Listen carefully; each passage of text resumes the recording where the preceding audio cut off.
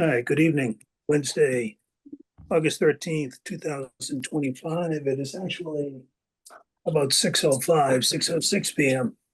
This is a meeting of the Medfield Zoning Board of Appeals, acting as the comprehensive permit granting authority under Mass General Laws, Chapter 40B. The continued hearing for the Winder Estates proposed 40B project at 86 Plain Street. I'm Jack Nicholas, the chair. Sitting members of the panel deciding this matter are Christine Barton and Jared Gustafson. Sitting as the fourth member is William McNiff, who would step in the event that one of the three voting members was unable to continue all the way through to the end of the process. Also with us is our counsel, Attorney Paul Haverty, who advises us and guides us on all matters related to the Chapter 40B affordable housing development process.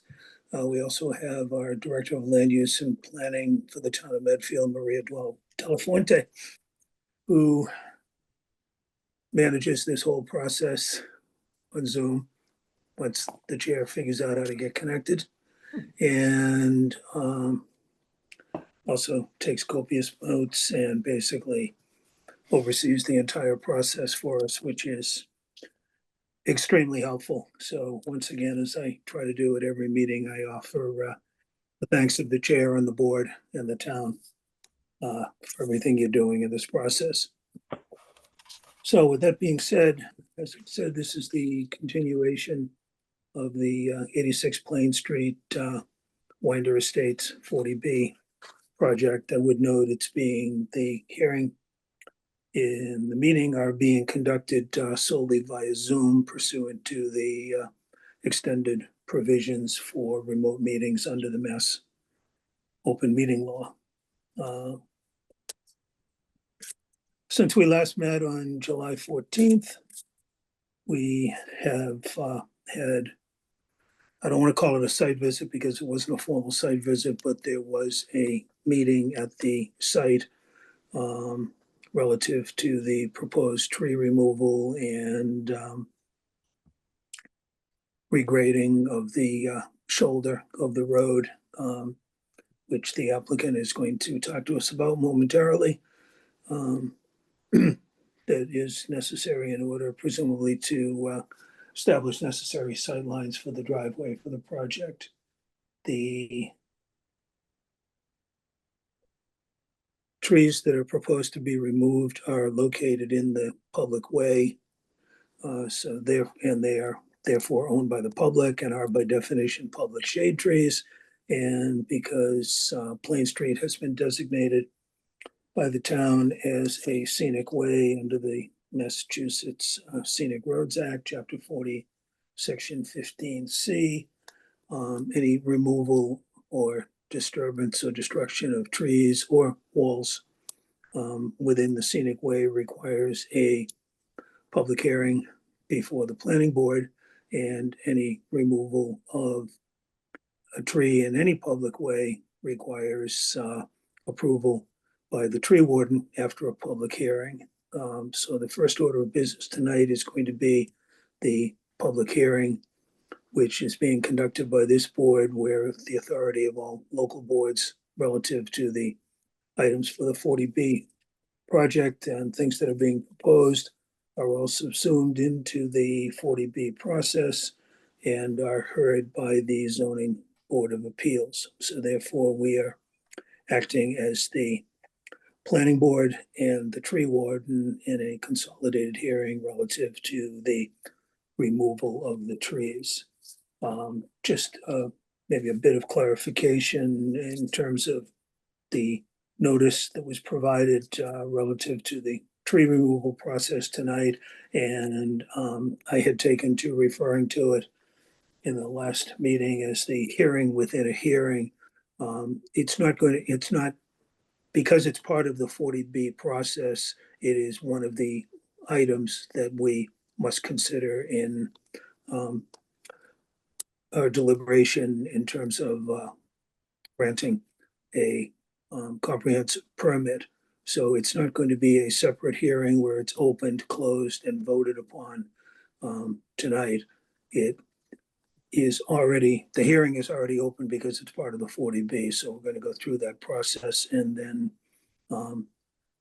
what we learn at the hearing tonight will then be incorporated, and the board's decision relative to the tree removal will be incorporated into the final decision on the comprehensive permit.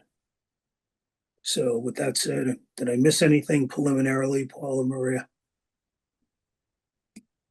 Maria No. shaking her head no, and Paul Snowman is No, that was good. saying the same. I used the word subsume. Do I get extra points? Yes. Yes. Absolutely. Paul's favorite word. So that being the case, I guess we promote the applicant team. Yep. Maria, after you do that, or as you're doing that, because you can multitask, you might also note who we have appearing tonight to speak relative to the tree removal process. Yes. Because that's a changing list. Yes. So Evolving is better than changing. on our end, we have Teresa James, Chair of the Planning Board, to speak on behalf of the Planning Board and the typical process for scenic road tree removal when an application is not a comprehensive permit, just to give the board some general context. We also have Deputy Chief Barry McGrath with us tonight to speak on behalf of the police department about their observations on public safety of the road in general.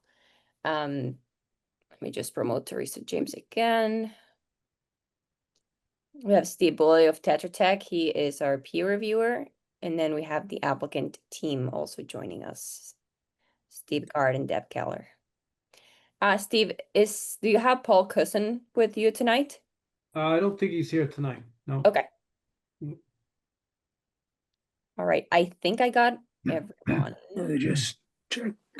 Teresa, yeah.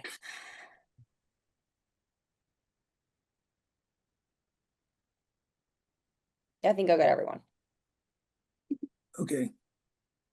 And obviously, anyone else that's here will provide an opportunity to speak on this issue before we move on or move back to the environmental and site issues that we were discussing the last time. Yeah, I don't see anyone else relative to the trees. Are we expecting anyone from Highway Department? No, we have the memo from the DPW director that was circulated either today or yesterday, and it's also Right. part of the Google Drive. Okay. And the tree warden, I believe, is On on vacation. vacation this week.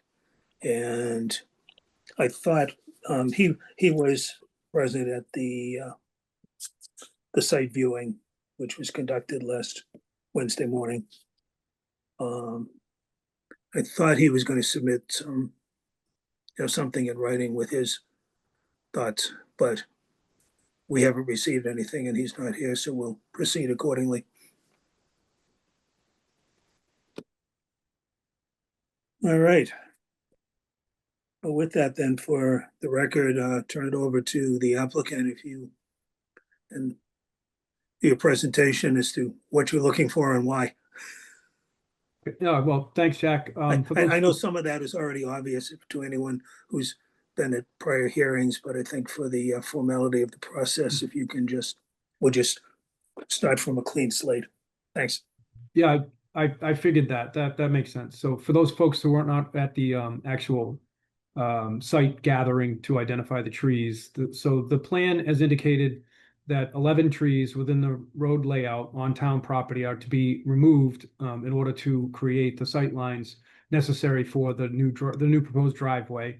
Those trees were identified by the surveyors of our team, and they were indicated with an orange strap and an orange X, and those trees were clearly visible at the time of the gathering last week. Also, we were asked to stake out the property line so that we could delineate the area between the private property and town road layout for the small excavation that's going to take place at the end of, forgive me, I don't remember the name of that road. Briar Hill? Briar Hill, yeah, at the end of Briar Hill. again, to further enhance the sight lines necessary. So were this to be a, scenic road tree hearing, that would be the proposal. The trees are to be removed for safety reasons as a result of the relocation of the existing driveway.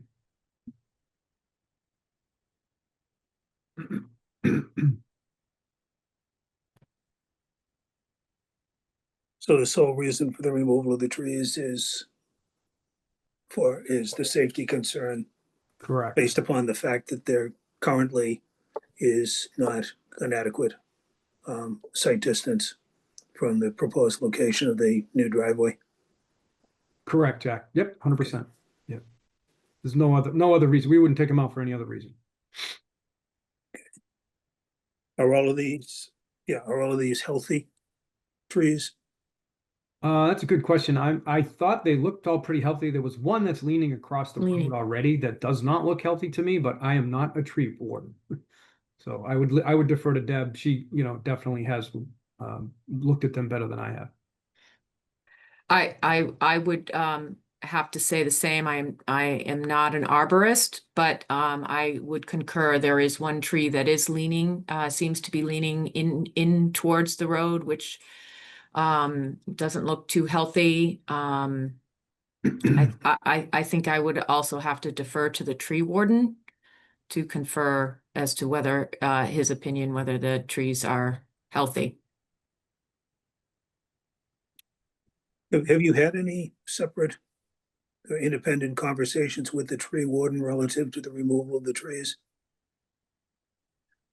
No, only at the site gathering last week. Okay.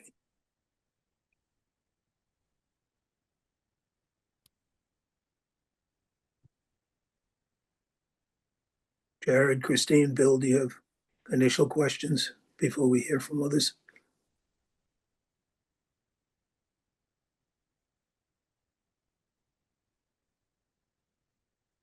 I don't at this point, Jack. I'm all set, Jack. Christine? Nope, no questions. Okay. So Steve, what is typically the standard, for determining whether or not trees can be removed under the Scenic Roads Act? Jack, you're asking me, this Steve or the other Steve? I'm asking you. My You're understanding, proposing to, yeah, my understanding is that, the trees are allowed to be, the planning board would have the authority to grant the removal of the trees if it was for a safety reason. That's my understanding. okay. We do have the chair of the planning board with us, Teresa James. Teresa, do you have, Hi, can you Jack. offer some Would insight? you- Yeah.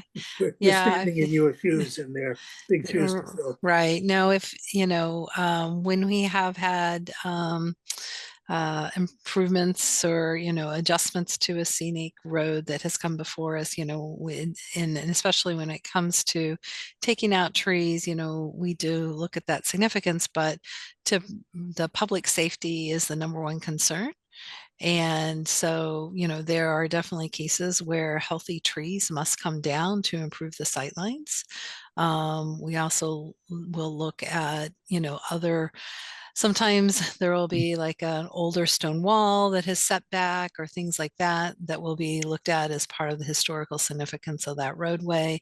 But again, it all then comes to, what is that sightline in the public safety? So, and that's, typically following, and, my understanding is this applicant has looked at the ASHA codes and that these trees were identified as needing to be removed for that sightline according to those standards.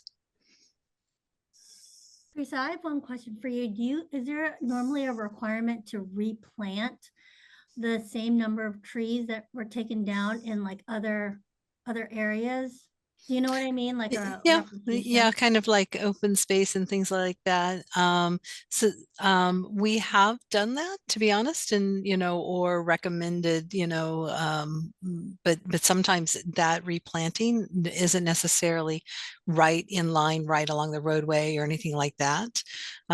Because you also, you want to be cognizant of if there's new plantings coming in, what's that overgrowth or things like that. But we have had situations where the applicant has then positioned trees elsewhere in other public space.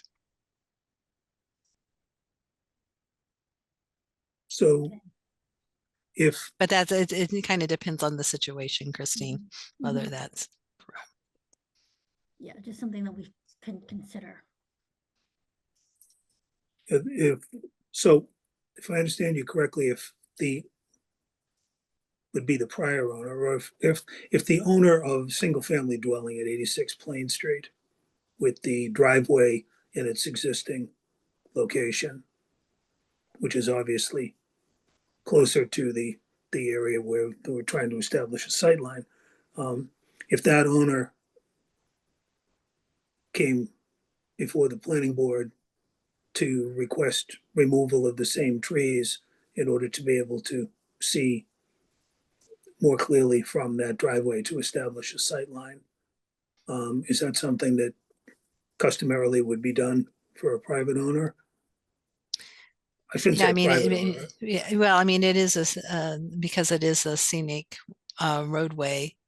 Yes, I mean, they would have to come before the board, and especially with any adjustment to the existing driveway, because that's what the trigger would be. Yeah, it's not, Right. they wouldn't be able to just like probably take that down because it's a scenic road and it's in the public right of way. Maria, do you have any other comments on that?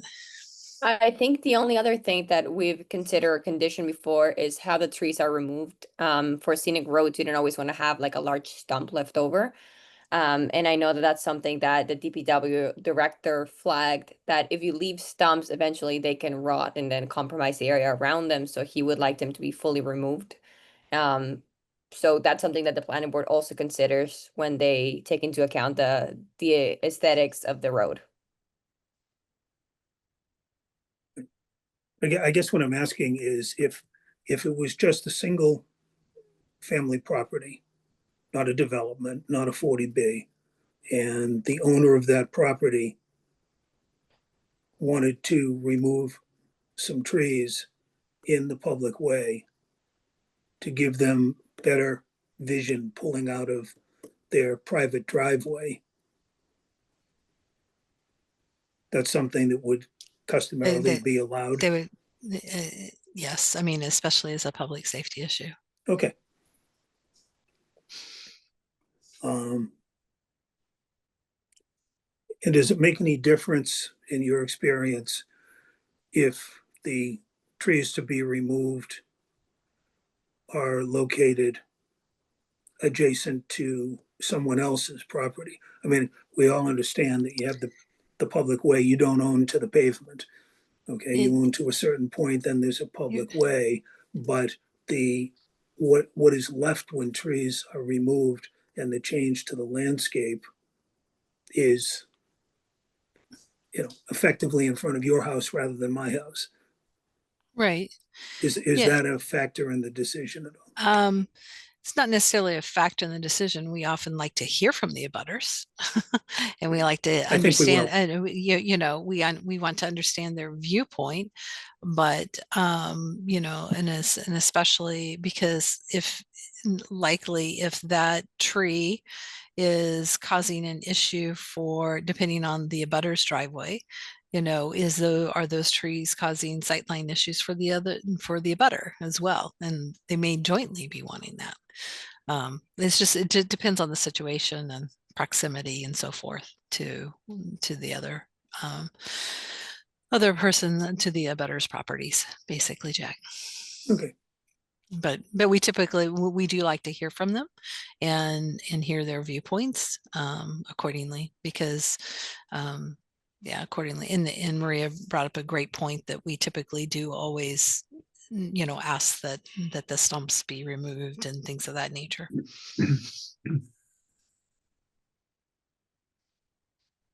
Have you encountered situations where the removal of trees abutting someone else's property, again, in the public way, public safety issue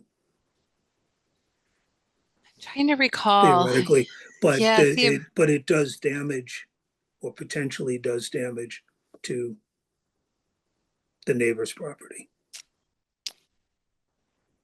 um, I mean, is that a, yeah, I I have to feel be like I'm honest, cross-examining and I don't mean to. I'm yeah, just no, trying to no, Jack, understand what I'm the trying to thought reflect on, process is. on several, some of our other scenic, hearings, and I have to be honest, we haven't had that situation come up, um, But your situation's typically removing trees in front of my own house.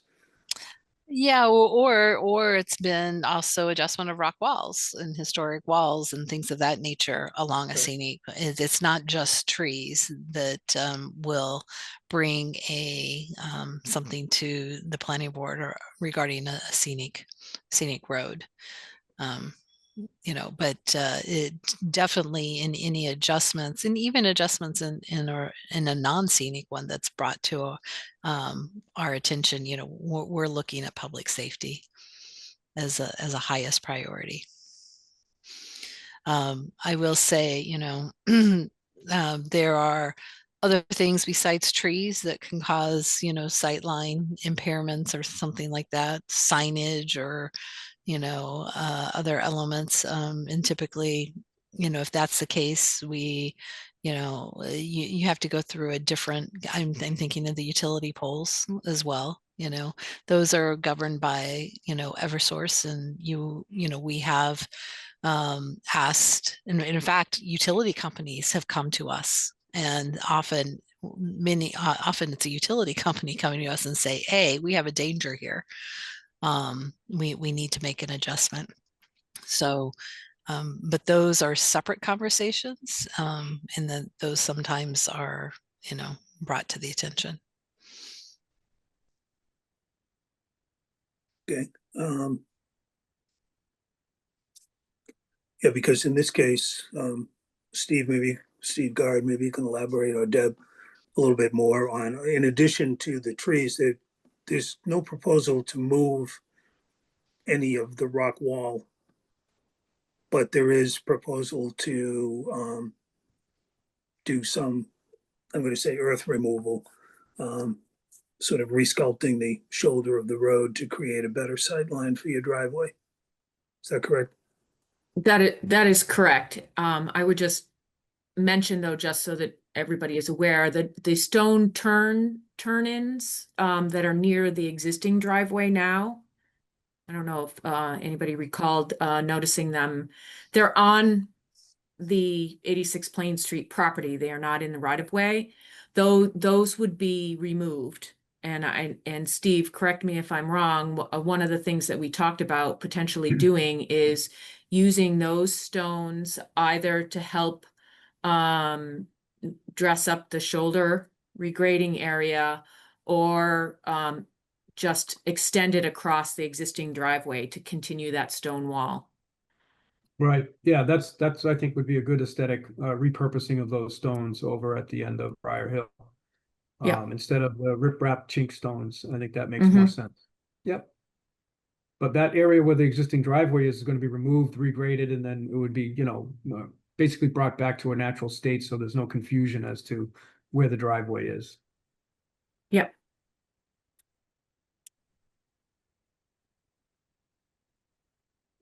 Um,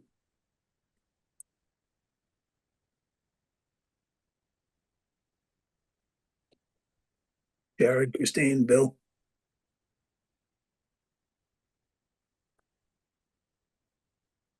Mr. Chair, would you also like to hear from the police department? Yeah, yep. Well, right now we're talking about the tree removal. Okay. Can I ask a quick question? Yes. And I apologize, I haven't been in Medfield in a while.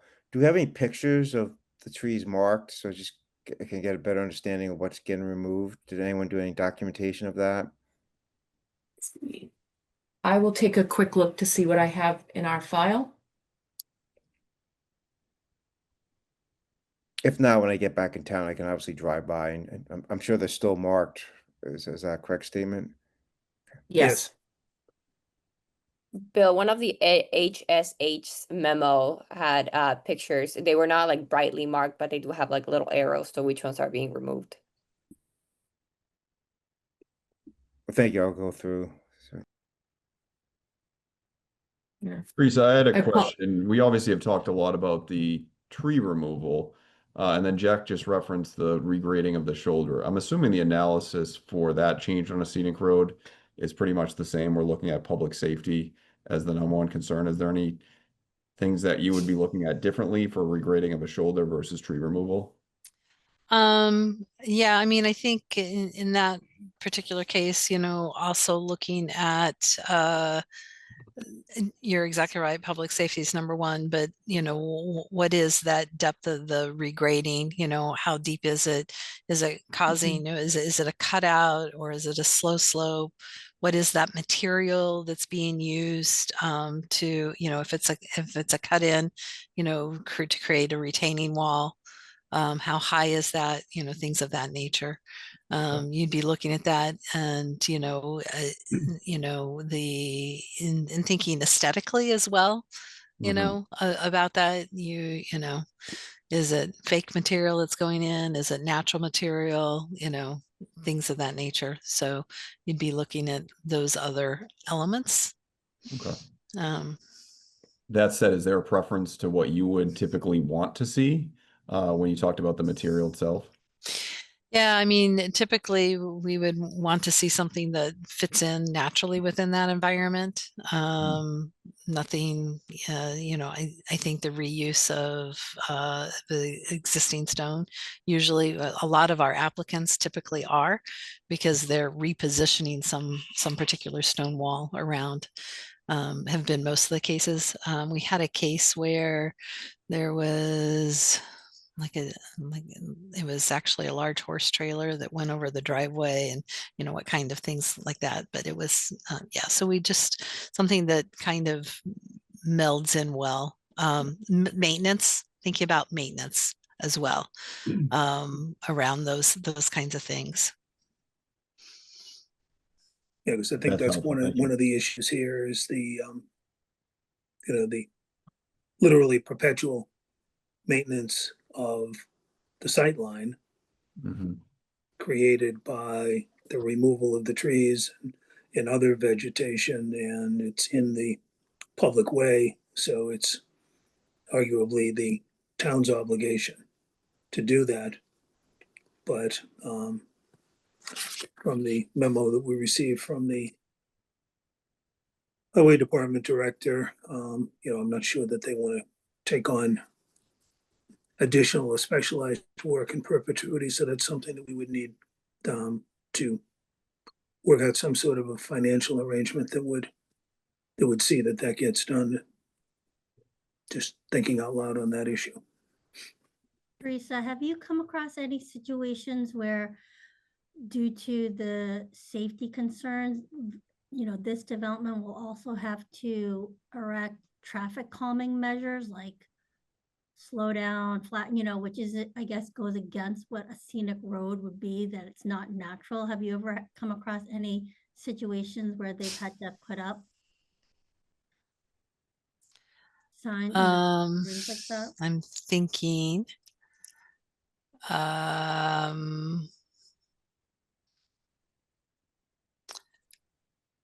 we have not actually in any of our hearings that I can think about. The closest thing I can think of is actually what abuts my own house, which is the rail trail, and some calming measures there that had to go in, but it's not calming measures directly in the road or anything like that, but it's, notification alerts to the drivers, things of that nature, that kind of signage. Okay, thanks.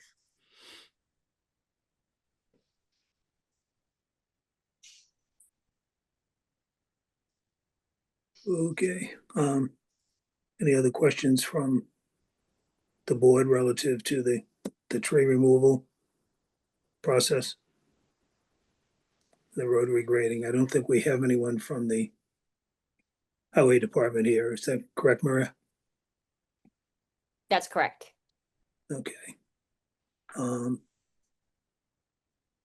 This all comes about relative to the safety concerns and the site distances and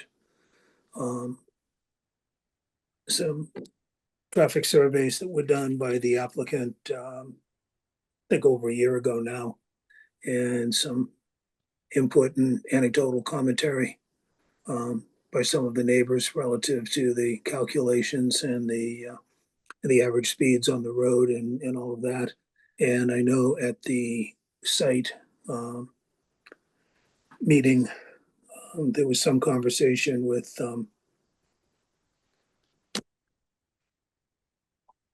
I always struggle to remember the name, Sergeant, you know it, Maria. Haldemar. Aldemar, thank you.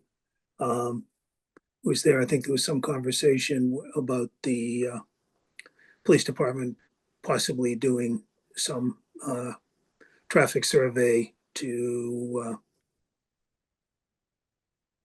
have as additional evidence, if you will, along with the surveys that were done by the applicant team. And I understand we have Deputy Chief McGrath with us, and maybe he can, that there was some traffic observation, for want of a better term, done. Maria, you know better than I, and this all just came about today, so we can promote Deputy Chief McGrath, and maybe the two of you can share that information with the board. Hi, everyone. Can you hear me? We can, All right. Well, thank you for and thank you for joining us. Oh, thank you for including me. I did. I was very curious myself, so I spent a lot of time today out on the road. In the morning, I directed one of my patrol officers to do some traffic enforcement from 7:45 a.m. to 8:45 a.m.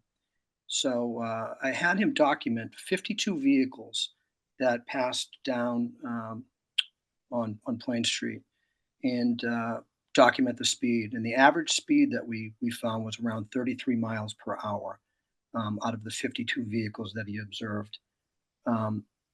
As far as traffic studies, I don't think, my chief is on vacation right now. So I'm kind of speaking with her intermittently, but I don't think that she's going to do a traffic study. But what I can do is, on occasion, get patrol down there for traffic enforcement and document those findings, which I think is very helpful. I spent some time down there today, and I was speaking with Maria about it. There's not a lot of traffic. I stood out in front of the house for about 7 minutes before a car even came by, and that was at 10:30 a.m. But the traffic seemed, pretty good.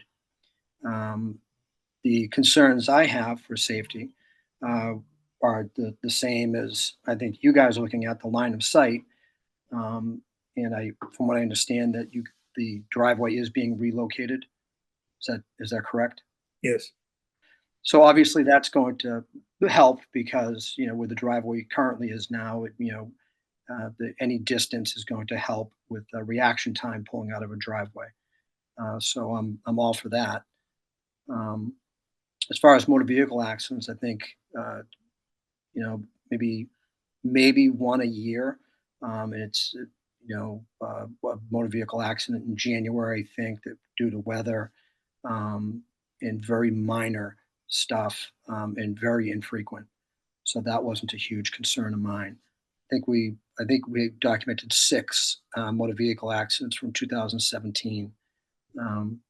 So that's, relatively speaking, not too bad, and no serious injuries with anything. Okay. Just curiosity, you spent a lot of time down there today, which is great. And because this is, very helpful to help us assess the whole situation. So you said you were standing basically at the end of the existing driveway. Were you in uniform? No, I was plain clothes, Okay. jeans I was actually waiting for someone to call the police on me. I was just going to say you might have Yeah, gotten a ride home. I parked my car in the existing driveway, nose out, and then I got out of the car and I walked down to the proposed driveway. And I waited in each location for cars to come from the Walpole area, so I can get an idea of what type of reaction time it would take if I were, pulling out into the street. And as I told Maria, I said, obviously, if the further away from the existing driveway, the better, to give the operator of the vehicle a better reaction time. So that was kind of my input into that. Good. And the other question I had, Maria did forward your, the charting of the 52 vehicles, the email that you had sent her this morning. Yeah. Your officer that was out there basically charting that, I assume with a radar gun, Yeah. was there a police vehicle present, or Yes. Yeah. Okay. Would that typically have any impact on the speed of the cars? We We all tend to slow down when we see the hard police to car. say. That's hard to say. It depends. The average speed that we witnessed today kind of coincides with the traffic impact study very closely. I think it was estimated at 35 miles per hour in the 85th percentile speed on the study, and we today, just as kind of like a spot check, came up with 33 miles per hour on average. So it's I was happy that it was at least similar and not too much over the speed limit. I mean, it's pretty well posted going down there of the 30 mile an hour, 30 mile an hour. It's I was actually pretty impressed with that.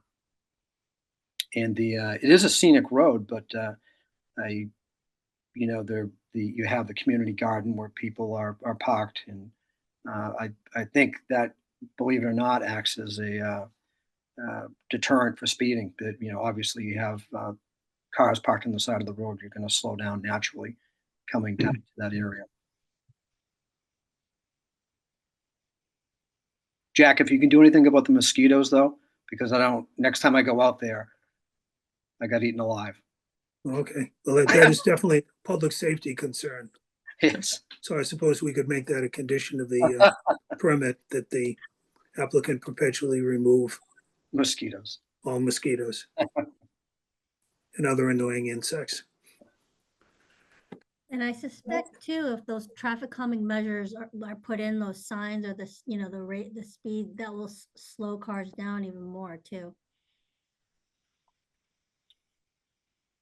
Absolutely. And just, I think, a regular police presence for traffic enforcement. I mean, human nature, I can guarantee you just from today that for the next 3 or 4 days, no one's going to be speeding down that road because they see us out there, and word gets around. It's on, it pops up on Waze that we're there. And so it's helpful to just go down, and especially if it's an area of concern with the residents, that we pop in and do some enforcement just to keep the speeds down on the road.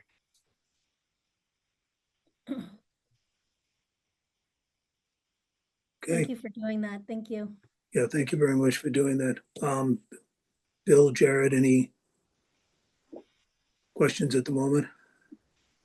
Yeah, I just have one quick question. Number one, I thought this was great info today. I thought it was to get another batch of data on the speed of the road was very helpful. So first, thank you. I just wanted to ask the chief, when he went down to what will be the new driveway, and he kind of looked left and right, and I'm just asking basically his opinion. And this is obviously before any trees have been taken down or any grading. How did he feel about the sight lines coming from potential new driveway? Well, at the new location, the proposed location for the driveway, looking to my left, that was going to be my biggest concern. Yes. Cars coming down off the hill, and I thought it was very reasonable.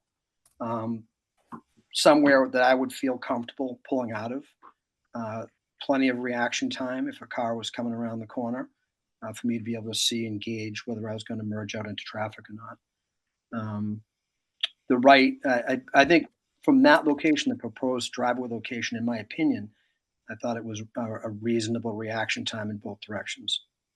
Okay, thank you. I kind of had a follow-up question to that. I'm reading your email again. This is great information. The measurements that you have, is this in either direction, I'm assuming?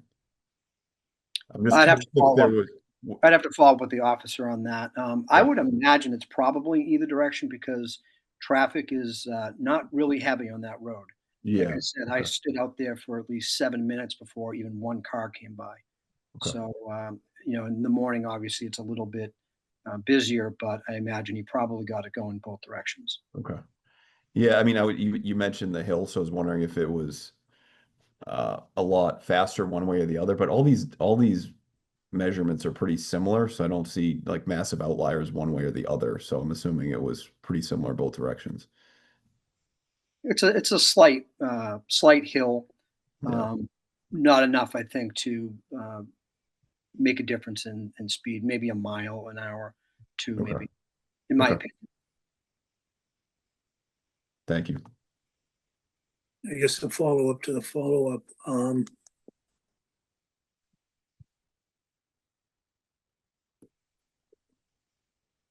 while I was thinking, I'm losing the train of thought. That's what happens.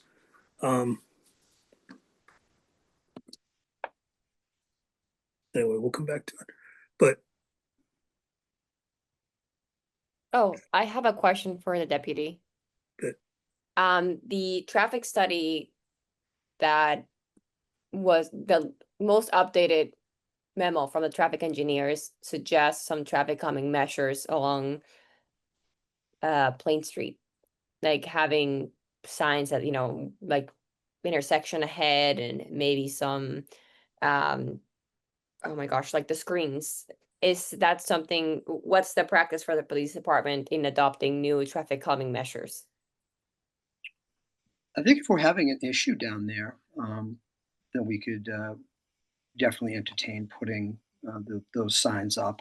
But usually that's up, if we're getting complaints for the residents that people are speeding down there. We have a lot of things that we could do. We have a traffic speed trailer that we could put down there, which is large and very visible. We have smaller signs that we could put up, or just regular enforcement as a calming measure. Like as well as I do, if you use Waze, it'll say police officer ahead, and everybody slows down. And when we're in a location, even for, like I said, I wasn't kidding, even today, that'll have an effect for the next several days where people know we're there and they'll slow down.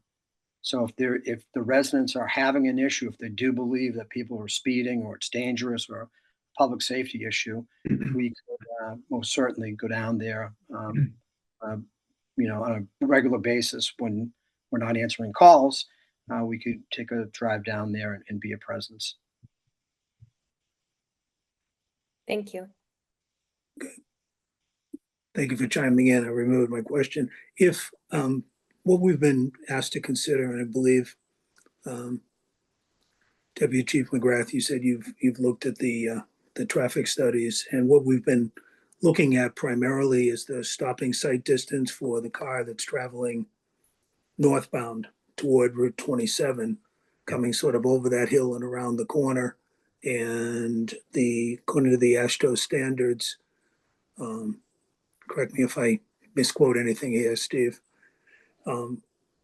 the stopping sight distance exceeds the minimum by about 6 feet at this point, if I remember the math correctly.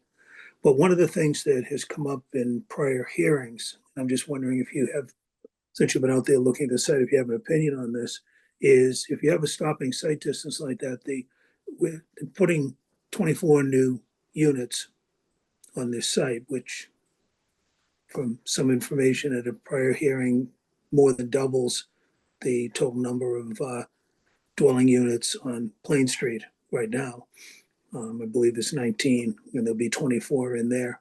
So there would be a school bus stopping at the end of the roadway leading into the development once, twice a day, maybe more than that if there are, different buses for different schools, as there are in many neighborhoods. So the question would be, would you see any safety issue, even though the site distance meets the standard in sort of a perfect world of nothing there? If you have a school bus stopped, will Well, that create any issues? I can only speak from a layman's perspective. I'm not an engineer. Okay.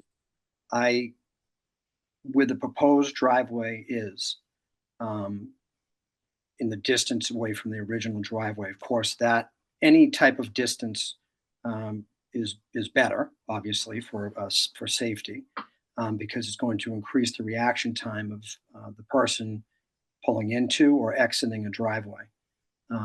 Because, as I said, there's a little bend in the road, obviously, coming from Walpole. So I think that's a good thing. I can't speak to the potential safety of a school bus, and just based on this conversation, I'd have to see the whole layout and the kind of the finished product to give you a actual idea of whether I think it's safe or unsafe. I can't tell you that. I think there is a reasonable amount of space for the site distance right now.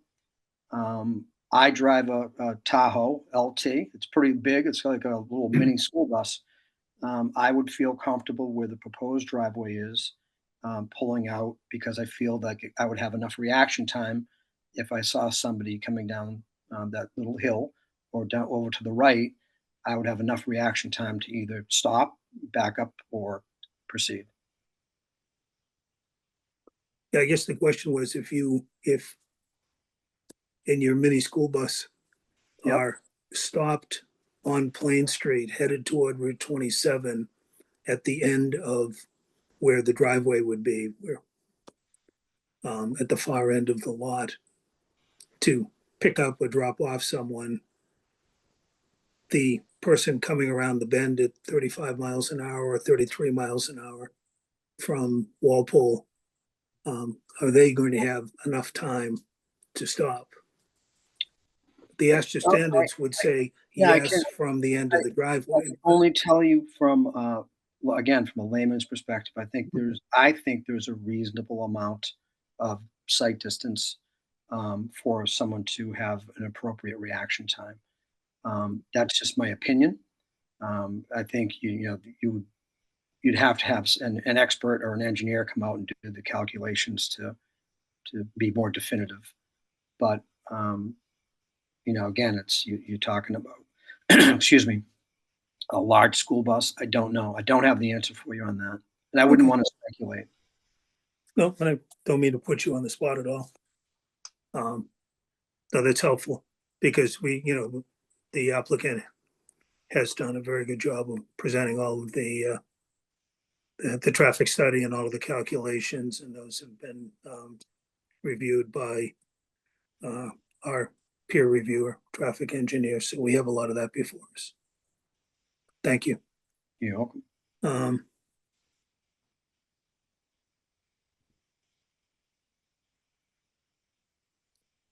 All right. At this point, does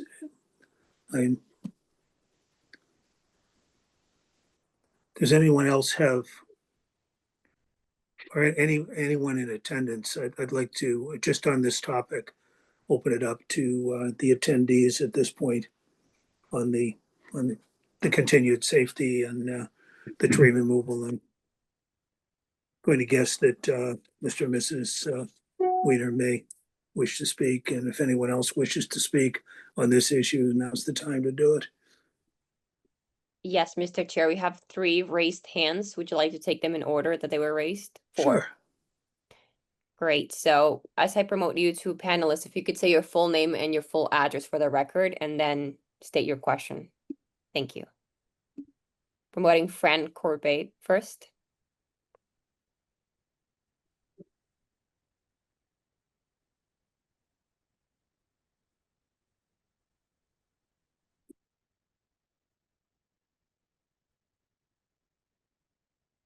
Hi, Maria, can you hear me? Yes. We can hear you. Okay. Thank you. Fran Corbett, 92 Plain Street. Yeah, just a couple of questions.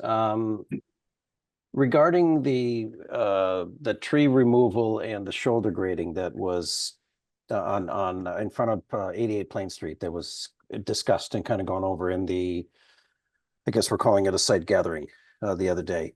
So when that tree is removed and that grading is complete, at what height is the sight line?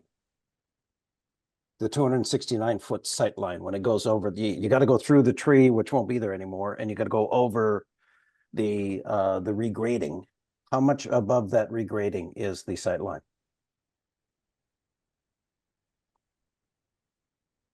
Guess that would be the Steve and Deb. Yeah, Ian's not here today, he's on vacation, but the proposed grading will take it so that there is no obstructions in the area of the sight line vertically.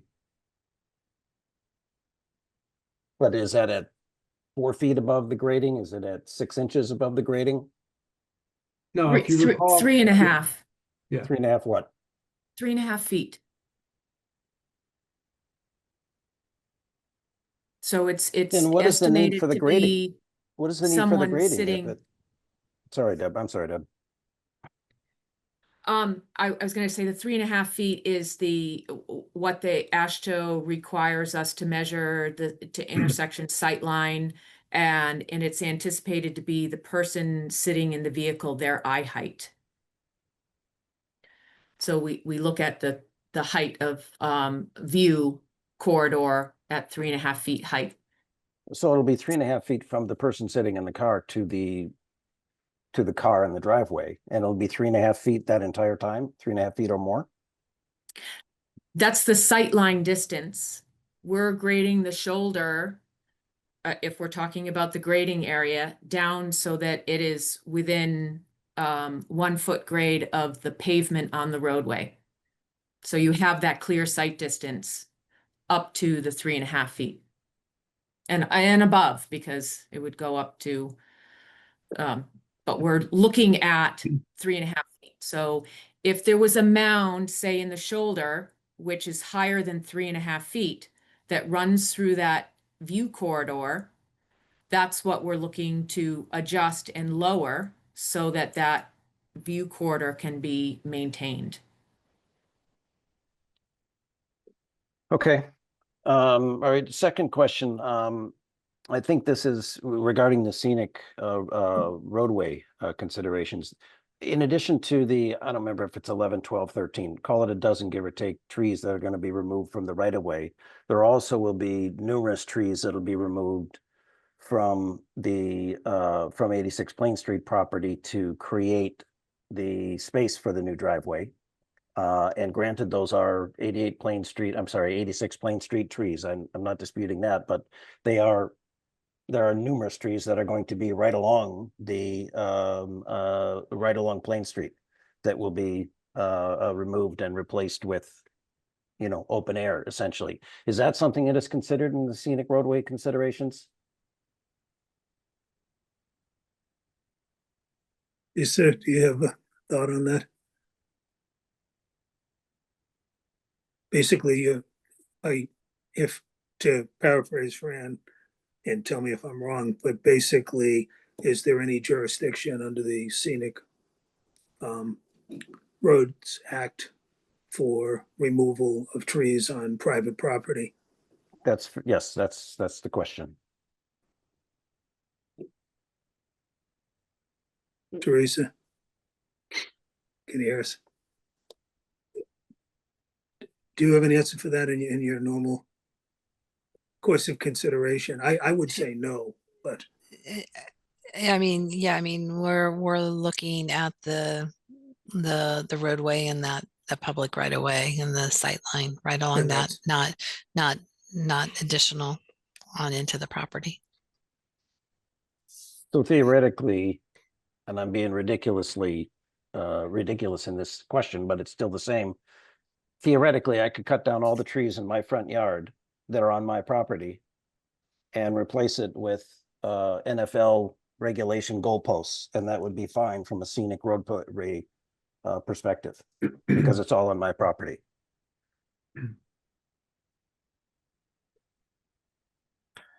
The Scenic Roads Act only relates to removal of trees and walls within the scenic way. Okay. It's public shade trees and the statute is very limited in scope. So we have no say over trees on private property unless, you know, they're in an environmentally sensitive area, and then that turns into conservation regulations. But scenic road, just right of way, nothing else. Yep. Okay. Thank you. That's good. Thank That's you. it for me. Great. The next person is Rosalind Deslets. So let me put Fran as an attendee and promote Rosalind.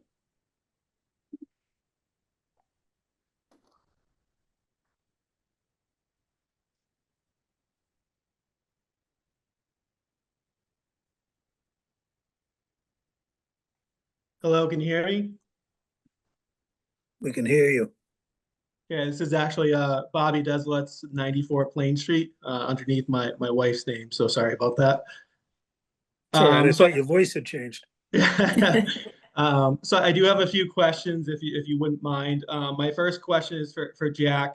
You were at the site visit last week, and during the site visit, the representatives talked about the regrading of the road. And just my question for you was, my understanding was that they said it was going to be very minimal and it was like a foot or something like that on the side when we were talking about it. What was your recollection of that conversation? Well, we can ask them as part of the hearing right here. Sure, it'd be great. So, because again, what any conversations at that site viewing are not part of the record. It was basically to get the visual for anyone who was interested. So your question is? Well, so basically on the diagram that is presented for this meeting, where it shows a profile of the regrading from the side, it has some measurements on there with like the 3.5 feet that the driver would be riding, be looking at, and there's some humps in the middle of it, which look like they're 3.5 feet or maybe more that they'd be regrading. But at the meeting, well, you're saying that wasn't part of it, but when everyone's looking at it, they just said, oh, it's just going to be about a foot or, 1.5 feet or something like that, when it looks very, very different on the diagram. So I think that's an important fact where, the tree warden was there and he was looking at those trees and they were saying it's only like a foot or something like that. Where on the diagram itself, there's these big humps on the side that look like they're more than, about 3.5 feet or more. So, which diagram are you referring to? So it's on page 7 of that diagram, but it's a profile from the side view of what the regrading. Wait, so what document are you looking at? So I'm looking at the document that is proposed by the developer for today. It says 7/17/25 on it. Windsor Estates, 86 Plain Street site plan set. For clarification, Deb Keller, I believe if you go to sheet C3.3, which is the driveway site distance plan and profile, that will, I think, show what's being described on the profile section.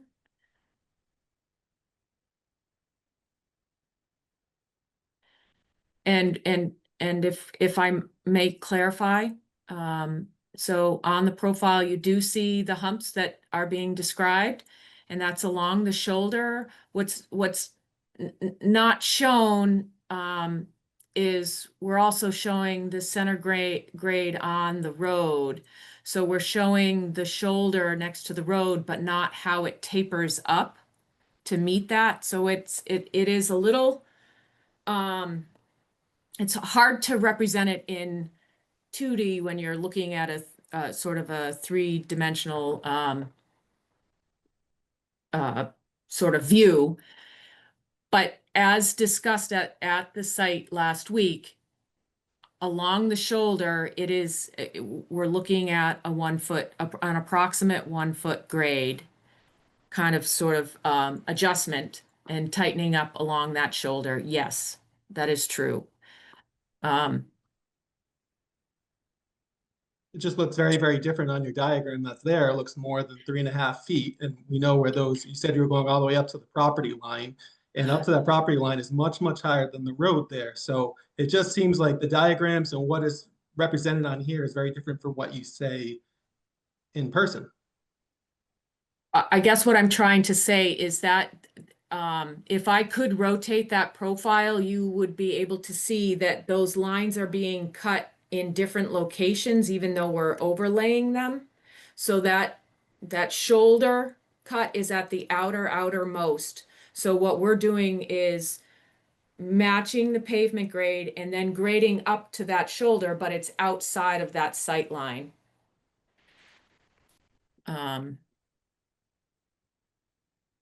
I think if it's all right with Steve for the next hearing, I can draw a section through that area that might help show that grading area a little better, so that we're looking also at a cross section.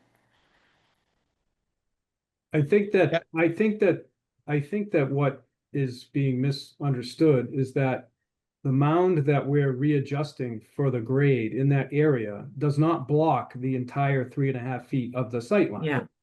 If you look at the profile on that page C3, the little humps at the bottom don't extend all the way to the top of the sightline profile. So we have to remove a foot or so amount of material so that we maintain that 3.5 feet all the way from the car approaching to the car exiting the driveway. That's not to say that most of that corridor is clear. It's just that we have to make it perfect so that there is not even a 1 foot obstruction at the bottom of the 3.5 feet. I think that the misunderstanding is the, reading the plan, is a professional skill. And that's what is represented in the plan. No, I think the plans are very, very important because that's what we're going off of, not exactly what you're saying. And on the plans, there's these humps on there that look like it's the existing grade that's there, and you're bringing it down over 3.5 feet, but you're saying you're not. So I think that's important to really make sure that those diagrams are accurate. If you're not bringing about, why are the humps there? If you're not bringing it down from those humps, which is the existing grade that exists on the side of the road, why are those on those diagrams if that's not true what you're bringing it down from? So I think really, really clarifying what exactly you're doing on the side of the road is really, really important so we get an accurate description of what the work is going to be done and the impact to the environment and to the scenic road. So my position, Jack, is that the plans accurately reflect the work that's going to be performed. They're done by professional engineers. They've been reviewed by Tetra Tech's professional engineers, and everyone is satisfied with what is necessary to clear that corridor. Okay. And then Jack, my second question was for the chief of police. So during your conversation that you've had tonight, you were talking about, that you didn't feel that there was that many cars. I think it was 52 cars in 1 hour during the summer where people are on vacation and without school. Is a significant amount of cars. And so my question to you is also, you mentioned that the gardens, are going to help alleviate the amount of speed on the road. We've talked about adding 24 houses to this road. I think you probably had to travel down the road past that gardens. I'm not sure if there was any cars parked there, but becomes a 1-lane road at that spot, which I think is very dangerous, especially when you're going to be doubling the number of cars coming down and through that road. It's already very dangerous right now. At the meeting when we were at the site, one of your police officers said that he was in charge of the width of checking the widths of the road. Right now, the road is not 18 feet down the whole entire road, especially towards the end where the new houses are built and near the gardens. It's 16.5. I went out, measured 16 feet in some areas, which makes it very dangerous, especially when you're doubling the number of traffic. So I want to know, from your point of view, how you feel about, a 1-lane road doubling, at that part. It's very, very dangerous with the number of cars that are there. your opinion on that as a chief of police for this town and how safe that would be. Yeah, so I did not see it one lane. I saw the cars were pulled off to the side, and you easily could get two cars by today. I did not anywhere on that road feel that there was any type of danger or public safety issue, or I would have immediately reacted to that. I understand there is going to be an increase of traffic down there. And I mentioned the community gardens because it's, I think, a reasonable driver would slow if he saw a car on the side of the road. They don't speed up, or they think typically you would slow down. So that was my point in bringing that up. I just would like to say that we have multiple pictures of that road being one lane during any time anyone's parked by the Medfield Gardens, especially with all the big trucks that come Yeah, flying down. okay. He's offered an opinion which he was asked to do by you, but we're not going to get into an argument back and forth or a debate back and forth. You asked a question, he answered it. Anything else? No, thank you so much for your time. All right, thank you.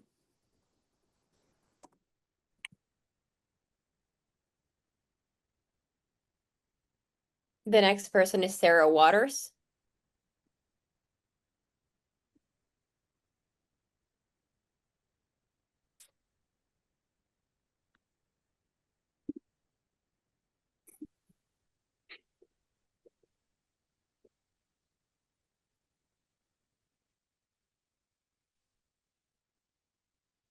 I'm sorry, can you hear me? We can Yeah. hear you. Right. This is George and Sarah Waters, 26 Plain Street. Sorry, we were here a little bit late. We got in a little bit late. I just got home from work. I've been a resident here for 23 years on this site. So I'm very familiar with the traffic and the patterns and so forth, and doubling the number of homes down the street is going to severely impact the traffic flow. I just had a question. When the chief of police was standing down there and counting cars and experiencing what was going on, I'm sorry, I just missed, what day was that? What time of year? It was today.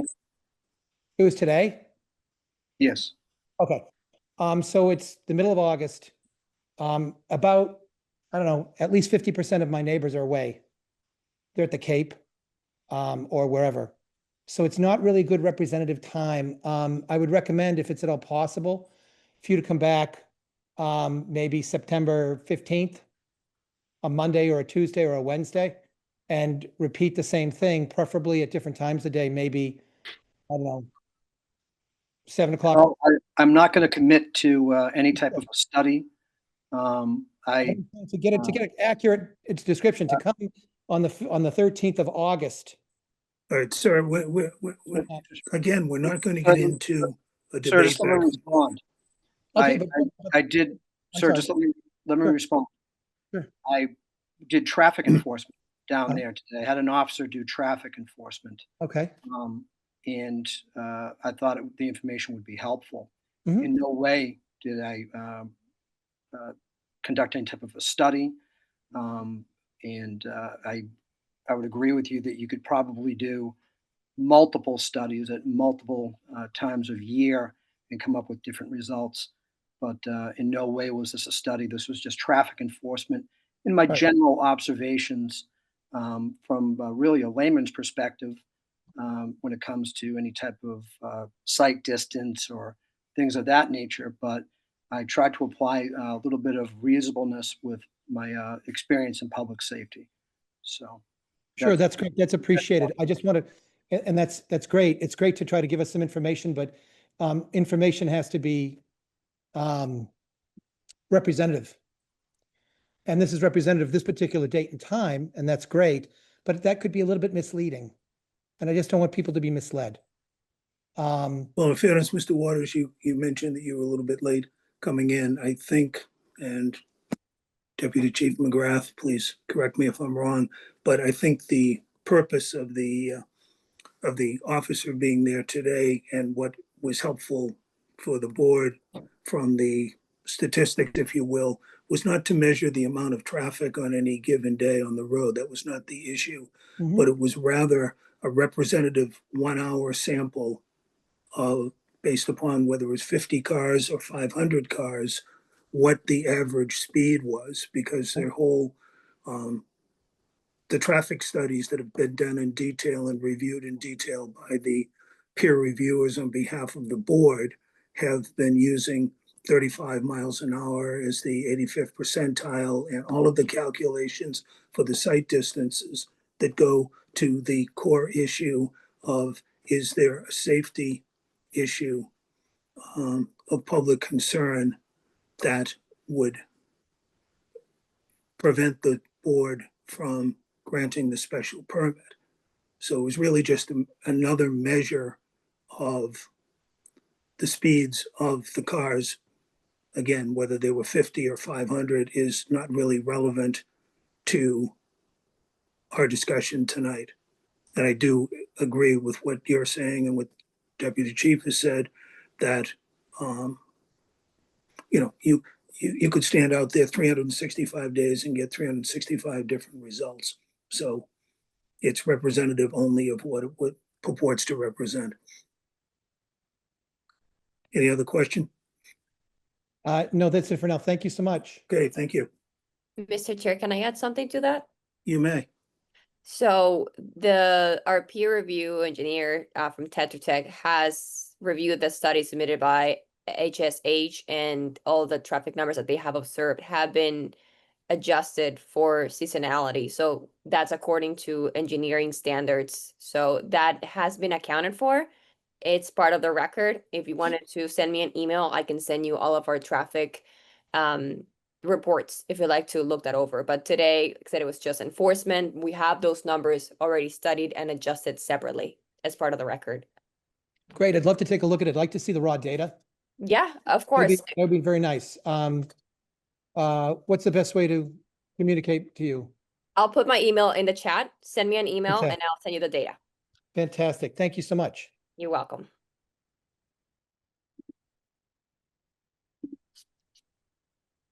Mr. Chair, the next person we have is Michael Weiner.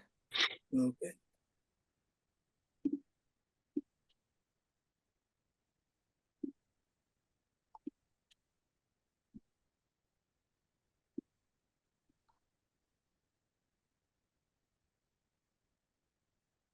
Okay, this is Mike Weiner from 88 Plain Street. Good evening. Just one point of information and then one comment about this school bus.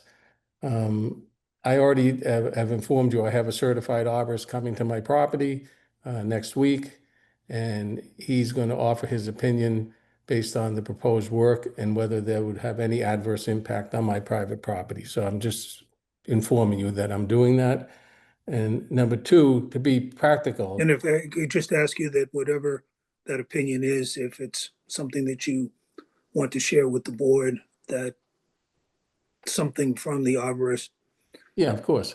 be submitted, but I mean, as soon as possible. You know, as soon as he does it, yeah, I'm gonna ask him. Because we're gonna be on a fast or an enhanced timeline of moving all of this forward, and I don't want you to be stuck with information being submitted after decisions have already been made. So No, I certainly understand. love to see that as part of Yeah. the process. No, I'll plan to get it to you in a timely fashion. Thank And you. the second thing, just as to be pragmatic about a school bus, I mean, let's be practical. A school bus is 45 feet long, okay? So it's stopped in front of the driveway. It's stopped in the same sight distance that they're using for a car that's pulling out. So it's at least 30 to 5 feet further up the street. So how does that not impact the sight distance?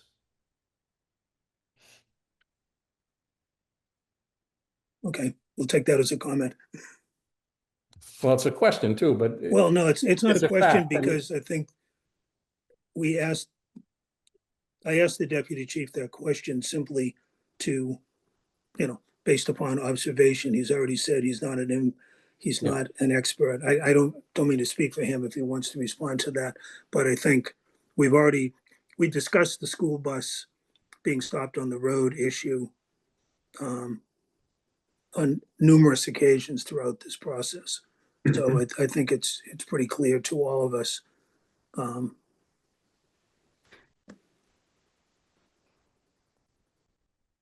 Yeah, okay, fine. It's just a point of fact that it would be sticking out almost 40 feet from the site distance and be Yeah, 40. your stopping sight distance is going to be Yeah. 40 feet less. Correct. That's the point. Right. Thank you. Thank you. Well, not necessarily, Jack. We've already gone through that. So remember, we went through the whole analysis with the height of the bus versus the height of a normal car, and it was studied by both HSH and Tetra Tech, and they both came to the conclusion that it was not going to affect the safe stopping sight distance. Not to mention the fact that the buses are already stopping in that direction at the house next to us in the northbound lane, both dropping off and picking up. So it's an existing condition. Right. Like I said, we've discussed the bus issue a number of times. You are correct, sir.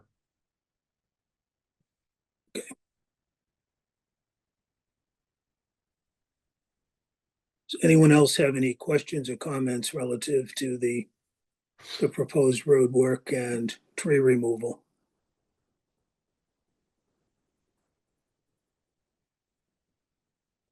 Mr. Chair, we have one more person with their hand raised. Okay, Sorry, too many squares on the screen. All right, so this person's screen name is just Jay. Jay, if you want to give your full name and address.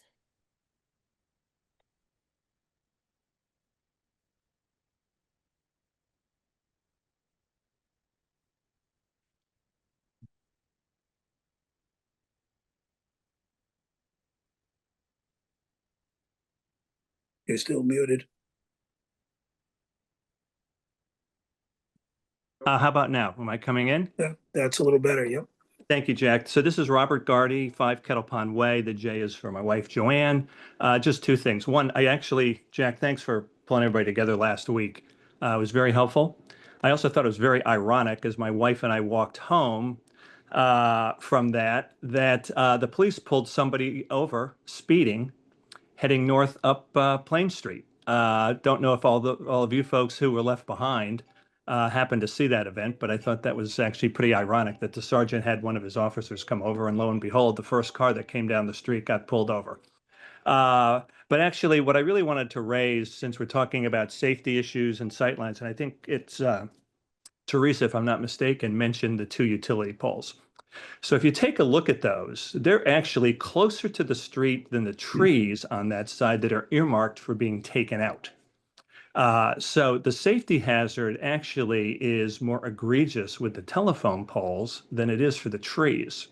And particularly if you stand by the proposed new driveway and look up the hill, so that's south facing Walpole, it's very, very evident those still stick out quite a bit.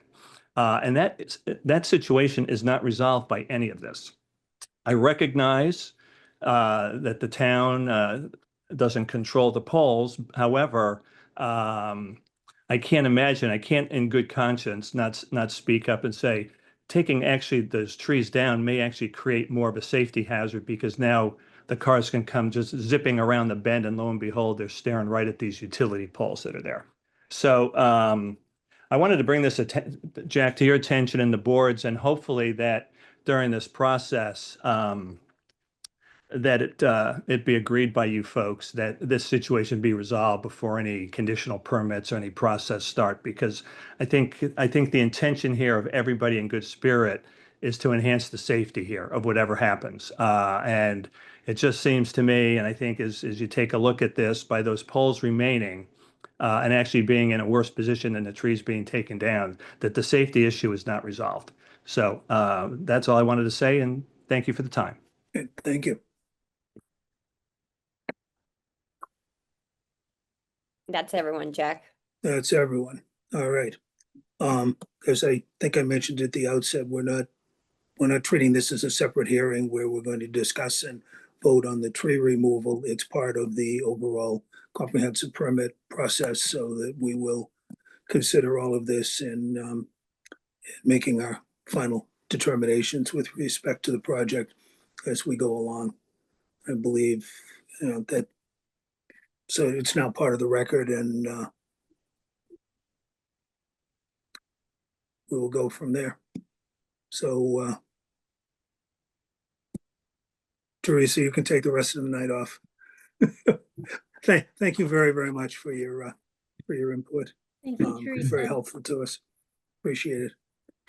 And Deputy Chief McGrath, thank you very much for what you did today, and getting us some more information and more things to consider, and help crystallize things, as I think Bill McNiff said earlier. The additional information is really, really helpful for the board, so we appreciate it. You're very welcome. I'm glad I could help. All right, thank you. Thank you both. All right.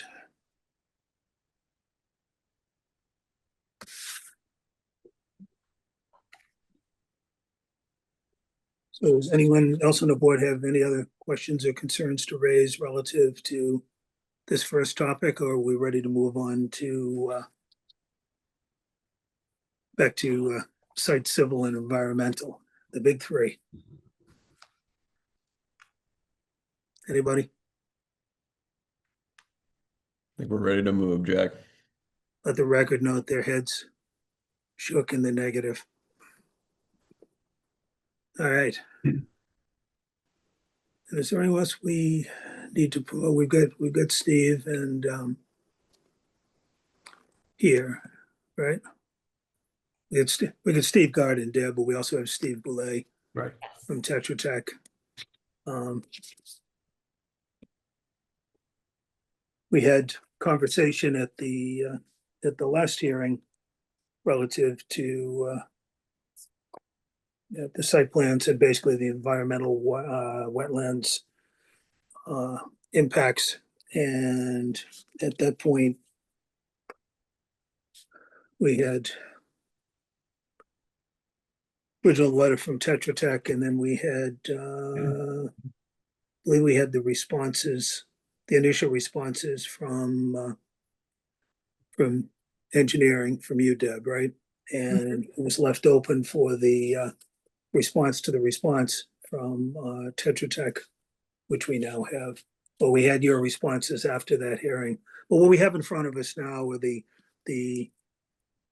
most recent submissions with your updates, or the engineering updates from the applicant team, and also from the responses from Tetra Tech. And did you share your summary of the outstanding items just with the board or with everyone? I shared that just with the board, and that was Okay. just a compilation of Tetra Tech's memos, which were shared with the applicant. Right, okay.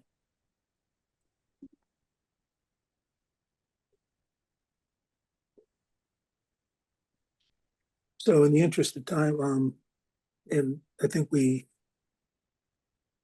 do have, or did have,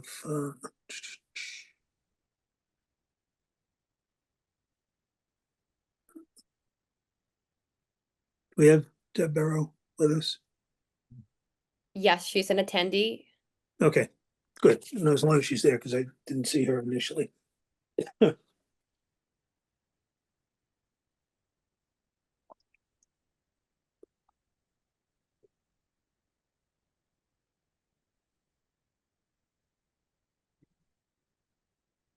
right, so from the applicant standpoint,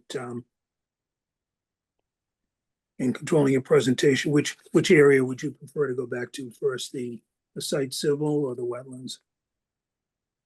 That, What is Why it? don't we? Oh, No, go ahead. I will defer to Deb on both of those. But I do want to say at the outset, I wanted to thank Steve for turning around his responses to our responses by last Friday.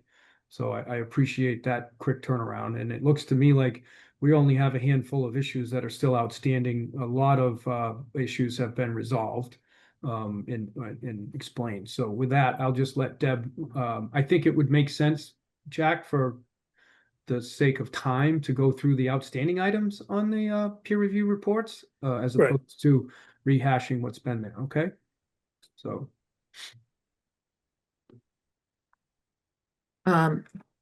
So Deb Keller again with Merrill Engineers and Land Surveyors. I reiterate, appreciate the quick turnaround. We were able to review Tetra Tech's responses, and I'm just gonna flip through my letter here, and I'm gonna start with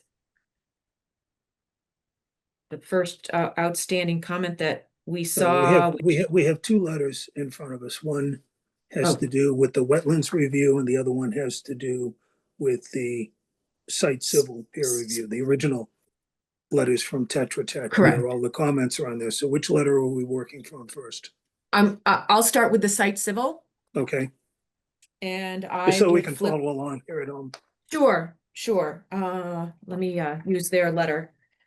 I believe it should Yeah, be the because that's same. what we're doing, because typically we have the original letter and then the response and the response to the response, and they're all basically layered in different color. ink. Right, and we're trying to follow that same procedure, so I have a letter started in response. So I just want to make sure I'm referencing correct pages for you and not telling you what page I'm on my letter. So in Well, you page have four. you have the August 8th review letter from Yes, Tetra Tech. so on the updated August 8th Tetra Tech site civil review letter, I would go to page 4 under stormwater, and it's the first comment there, B1. So Tetra Tech's comment was with respect to a curb break being proposed near the spillway, and they're asking for a test pit. So within the rain garden that we're now proposing. So of course, we weren't able to get out and do a test pit in time within the design. So we will perform that to respond to that comment. Deb, can you show on the plan where the rain garden is? Can you pull up the? Absolutely, sure. Thank you. Let me enable I'm gonna. and sharing. Yep, I just sent you a request, Maria.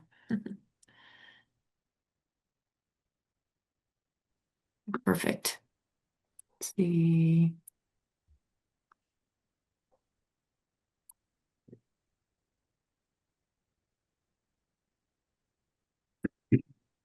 I'm hoping you can see the cover page right now. Yep. It popped up. Okay, I'm gonna pan to the grading plan.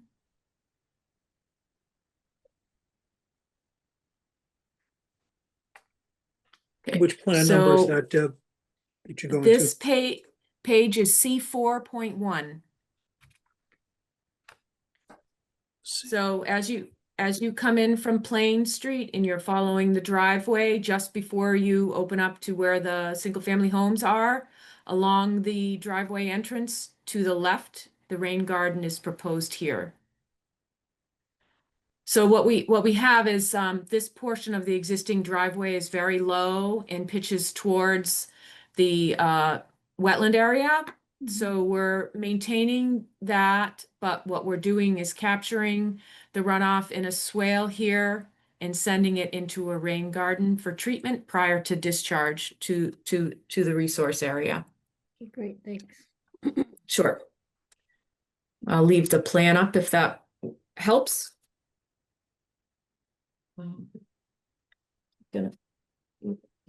Next one would be B5, which is on page 5. Let's see. So again, this is we added 2 small subsurface chamber systems, one here where my little hand is in the middle, and then one at the end of the first shared driveway here.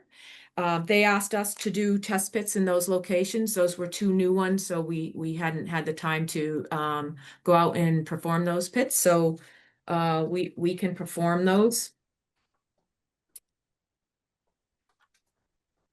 The next comment. Oh, let's just see. if I can stop you just for 1 second, just procedurally, Sure. I'm thinking, Steve Boulay, I know you're here. If you want to chime in or respond on any of this at any point, that would be helpful. Yeah, I think at this point, if the applicant's going to be providing test pit data, during this process, I think that's the most beneficial thing. Okay. So just on any of these as we go through it, because it's really the back and forth of your, your dialogue with Deb on these issues. So Noted. Thank you. thank you. Thank you. So, let's see, which is my next one. So this is.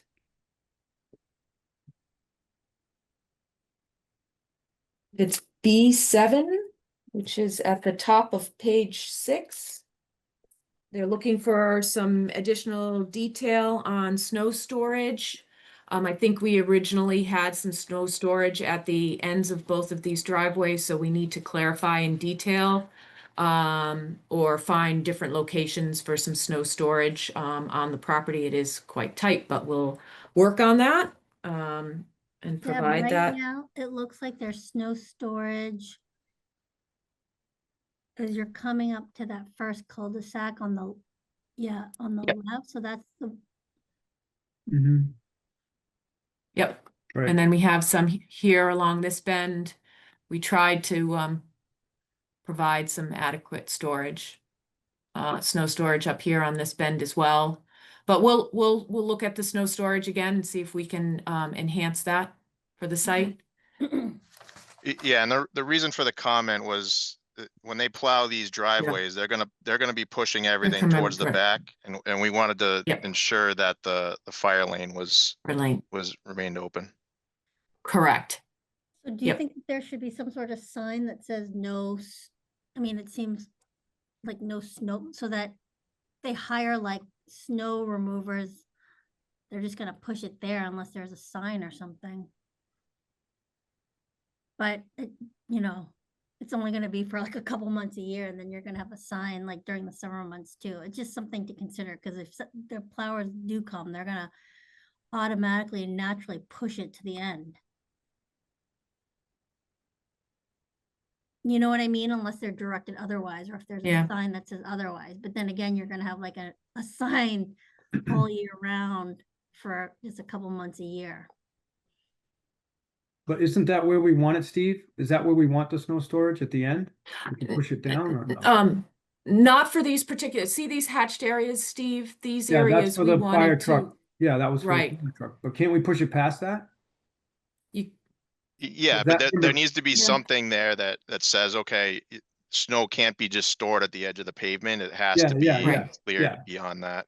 Yeah, So 'cause whether there's a- So whether that's included in the O&M plan or plan. something Yeah. for the HOA to say, okay, we Yeah. need to walk the site with the snow removal contractor to ensure that they know that they can't store snow there. Yeah, I was just gonna say that. Yeah, putting it in the O&M or homeowners association. But I'm not opposed to a sign, Chris, that says, area must be kept clear. Even in the summer, it has to be kept clear in the summer too, because the fire truck has to be able to get up in there if it needs to. So Deb and I will talk about that. Maybe we'll come up with an O&M, and maybe we'll talk about a little sign that just says area must be kept clear. Yeah, and then in terms of that kind of fire access, so is that Cape Cod berm and so I guess, can you just describe it? It's just gonna be like a grass area and there's gonna be Cape Cod berm at the end that. Yes, so the fire department actually asked for us to put Cape Cod berm there. They didn't want us to make it look inviting for people to think this was an extra parking space or an Okay. area to park. So we put the berm there, but it's a mountable berm, so the fire truck will just drive over that berm. But it would deter people from, hopefully deterring them from parking in that location so that it stays free. And what we're proposing here is what's called grass pave. It's a structural framework that you lay down in the soil. I can actually hop to the detail page.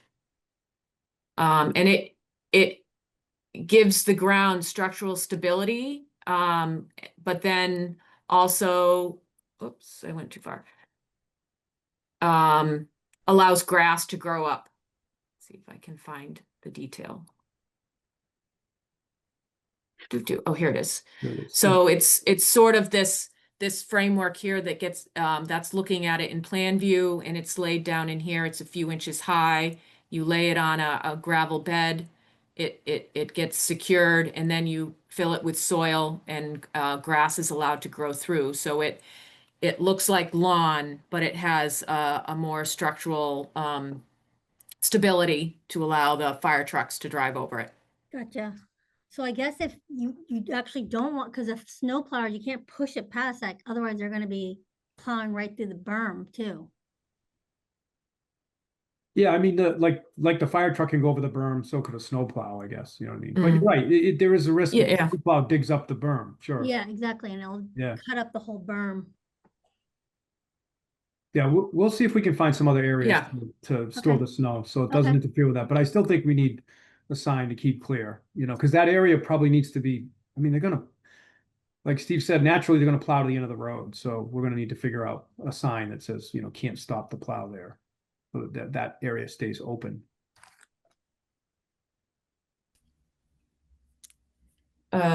Moving on, so it would be I think the next one is B8, which is the next comment down, still on page 6. I looked into this one a little bit closer. I agree with the comment, except for we are in a zone 2, but it is associated with Wells and Waltham, not in Medfield. I back-checked the Medfield zoning map and reviewed the overlay districts. We are not located, the site is not located in any of the associated well protection or aquifer protection overlay districts for Medfield. So we looked at it as we are complying with all the state requirements for a zone 2 under the stormwater standards. That's I think a brief review of that comment, and I'm sure, Steve, I'm more than happy to review that further with you. Yeah, I think that's more of a Paul Haverty question because it kind of gets into, it is in the zone 2, but if it's Zone for 2. a well for another town, that kind of gets into a legal thing. Sure. When So you I said think Waltham, I assume you mean Walpole. Yeah. Walpole, I apologize. Yes, my Yeah. my apologies. Otherwise, this project is a lot bigger than we thought. Yeah, yeah. Yep. Sorry. So we'll follow up with that one, see if we can get some more detail for that. See, this is B12, which is on the top, B12, which is on the top of page 7. B12, let's see. So we looked into the wet basin, and I have a note here. We've looked into the permanent pool section, and we have adjusted the site plan so that we maintain a 4-foot depth. So the question was making sure that we had between 3 and 6 feet of depth for the permanent pool within the wet basin design. So we'll provide that revision on the plan set.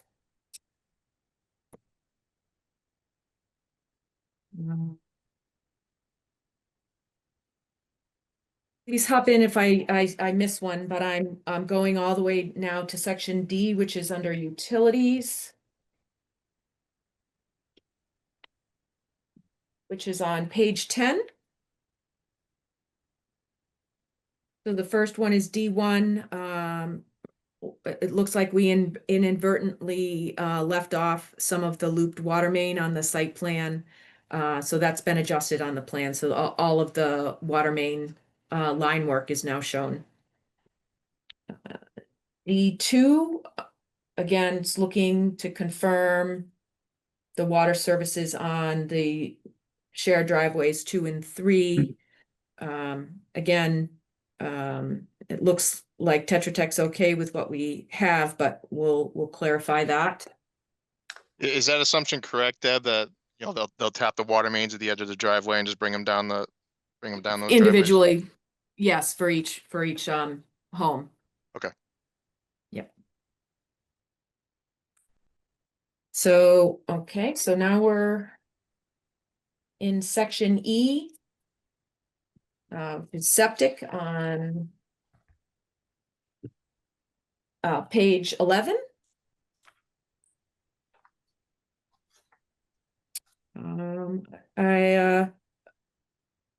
I think we're okay. This might be E2. I might double check with you, Steve.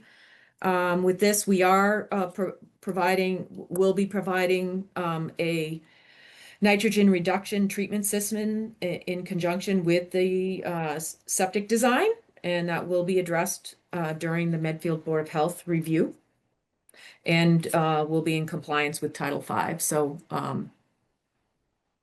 I concur with your statement. Yeah, and ultimately the project's going to be reviewed by the Board of Health for Title V compliance. So, we were Correct. comfortable with the condition.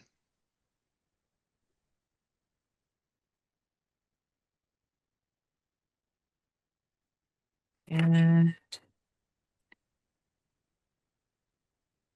I think all of the other comments are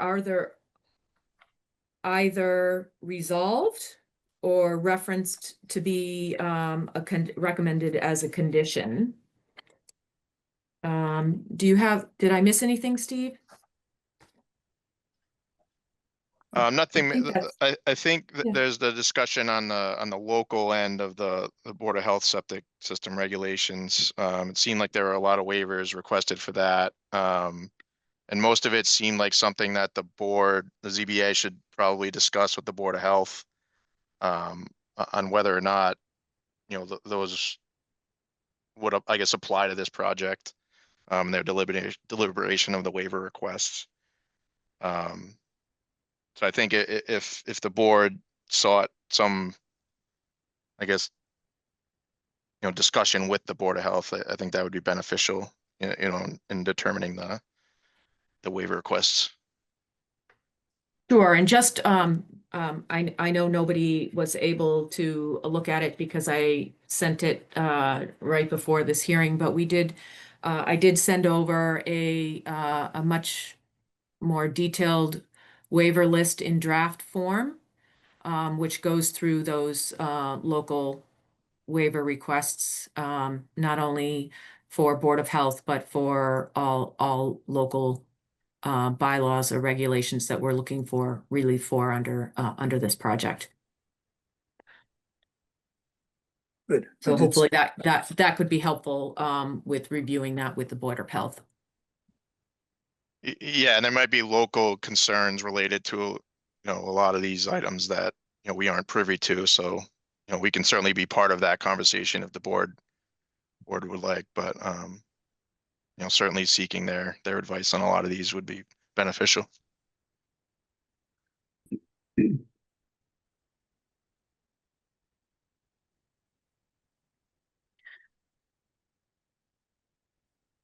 So with that, I can go to the wetlands letter. Okay. Jack, do you want to ask the board if they have any questions about the civil side while we're on that topic? Anyone on the board have any questions on the civil side while we're on that topic? I have a couple Well questions. said, Jack. Steve's a ventriloquist from 50 miles away. Yeah. I have a couple questions. Sure. So it looks like you created some additional visitor or supplemental parking spaces. So next to unit 23, there are 4 spaces. And then Yes. Yep. Thank you for bringing that up. I meant to note that when we were on this plan. So yes, we were looking to put 4 visitor spaces in this location next to building 23, as well as 4 right here where my hand is between 18 and 17. And to try to maintain minimal impervious surfaces on the site, we're looking to use that gravel pave infrastructure again for those parking spaces. in those two locations.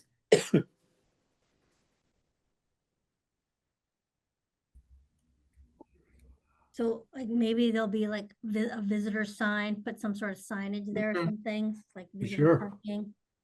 Yeah, definitely. Because And each unit will have a garage and then the driveway space in front of the Two- garage, two if I garages. remember. Yes. Right. That's Two, the plan. two, Yeah, yes, two spaces in the garage, 2 spaces in the driveway. right. I think the local bylaw requires 1.5 spaces, so you already have the 2, so but Mhm. anything that can be done to, address questions or concerns as a practical matter, you've got a 24 unit neighborhood. And if you're not Mhm. gonna have parking on the street, I mean, there's gonna be parking on the street, but Deb, do you know offhand, cover over those two, the septic system and the drainage system for that parking? Yes, we looked at cover to make sure that we had appropriate cover over that. Okay. And it looks like mostly all of a lot of the units have a porch in the front and a deck in the back. There's some units that don't have a deck, like, so 3A doesn't look like, is there a reason why, like 3A, it looks like there Yeah. could be room there, like 5 doesn't have Yeah. one. Mhm. Like, I think, maybe, 13, but they're like right up against that retaining wall. Just curious why Yep. some do, It- some don't. We used, I believe there is 2 different footprint, architectural footprint configurations. And so we tried to use the variety of them as we moved through the site to show that you could install the different footprints, and some footprints lend itself better to some locations. For example, this is a longer, thinner footprint in comparison to a shorter, deeper footprint. We can double check with the architect as to if there was any reason why a deck was not proposed in that footprint. Yeah, just curious. And it looks like 13, it looks like there's Mhm. the deck in the front. It's just not labeled, but maybe just Let's see, label it. 13. Is it that? Oh, yeah, so it Or would be the porch, same. actually a porch, right? A porch Yeah. in the front. The porch label is missing, yes. So that is the porch. So with the multiple designs, what we're seeing on the plan is what is gonna be in for each unit. There's no flexibility later down the road, correct? It all depends. I think there might be, there is flexibility. It's just, for example, you would not be able to put this style building, 3 in a row here without encroaching closer. So that's where you'd be looking at, whether or not you could amend that footprint.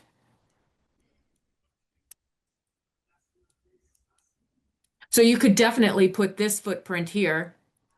I think it is going to be harder going in the other direction with where the longer footprint.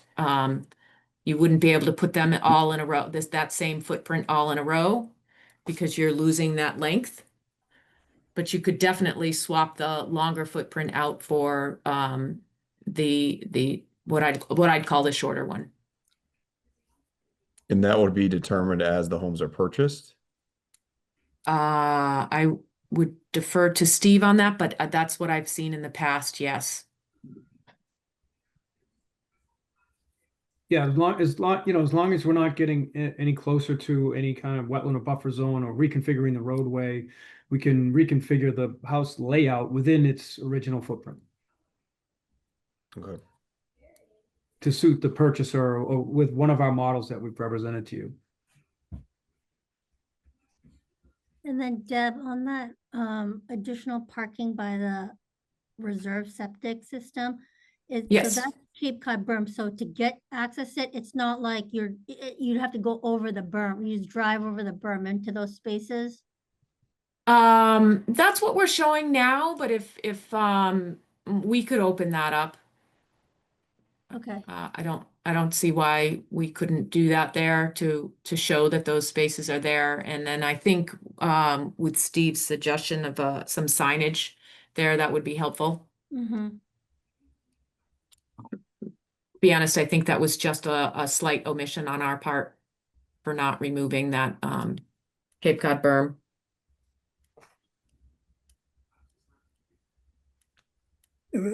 Question going back to the units 1, 2, and 3. Is I think that's where we're noticing that there was a deck on one and not on the other two, or whatever. And it was also a question. You're basically a 20-foot setback is what you're proposing from, or it looks, yeah, Here? 20 feet and then Yep. 27, because those that section right there, those 5 units are the only ones that appear to abut against other properties. Well, they all abut other property, but I mean, folks' houses, the Corbetts and particularly the Wieners. And sure, I know we've encountered this on another 40B project that we approved on the other side of town a couple of years ago, and there were issues of wanting to build the decks and not having originally left enough room within the setback and then having to come back in and modify the setbacks. So I guess if decks were going to be proposed for those other units, it'd be good to have them be part of the plan now rather than coming back later on saying, oh, we want to put a deck on. And also, what is the planned, or what if any planned or proposed buffering, greenscape or whatever between that section of your development and the abutting landowners? So in this section here, let's see if I go to the grading and I can look at the limit of work.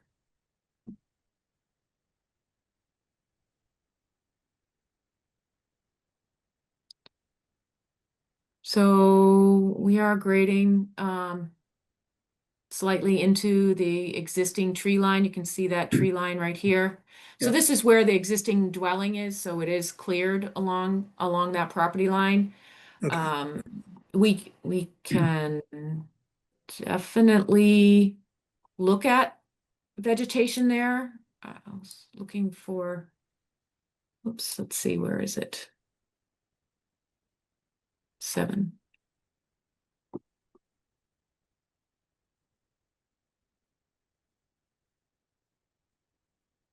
I mean, I don't know offhand how close, the home itself would be to that. I mean, that's pretty There long is way there into the property, so it may not be,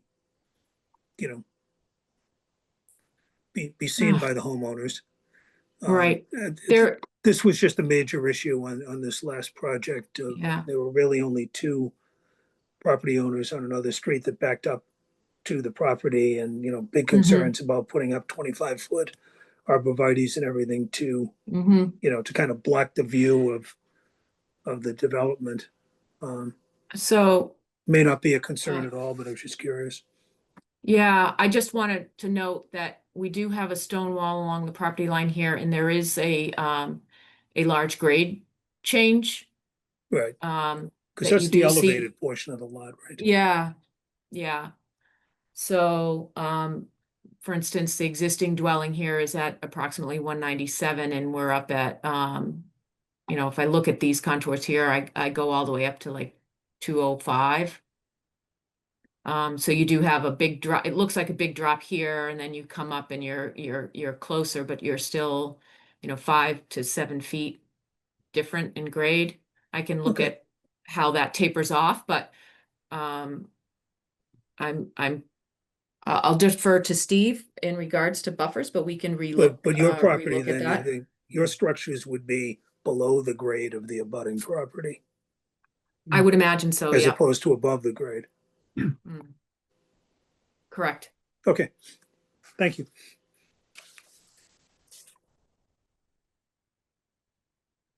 And Deb, in your waiver list, I haven't seen it yet, but do you have the relief, the variance for the rear yard setback for unit 17? Is that is that in your request? Yes, it is. Yes. And And we're oh, go ahead, sorry. sorry, I was just gonna say that's a measurement to the deck as well, just for clarification. Okay. And then, is the building height known or the floor area ratio? Will you need relief from that? Do you know? I believe those are two items that I'm gonna have to do a little bit more research on. I do need to look into that with the architect. Okay. I don't have enough information at the moment to answer that, but I saw those two items and know that we'll have to do a little bit more digging on that for you. Okay, thanks.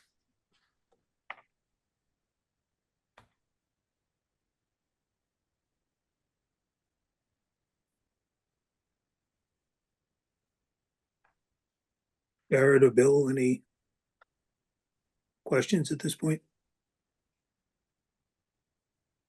The only question I had, I wanted to go back to the snow removal was, how do you guys determine how many areas you need for snow removal on a project this size? Do you take like an average winter snowfall and say we need 4 storage areas of making up 10 by 10 feet? Are any certain parameters, or you just kind of look at the site and look at certain areas and say this is where we're going to be able to put the snow and hope that's enough? So this is definitely a tight site. I know there are some towns that do require a certain volume calculation. But in this case, we were looking for any location that would be convenient for plowing snow and, sort of a more realistic location. I do believe that we spoke again in a lot of sites where they're very tight sites like this. If more snow storage than what's available on the site is necessary, there's requirement through whatever management of the site, they would have to haul it off site. Okay. It's a good question, Bill, because we've done that on other sites. I'm not sure what Yeah. the threshold is to require that. Jack, if you have any thoughts.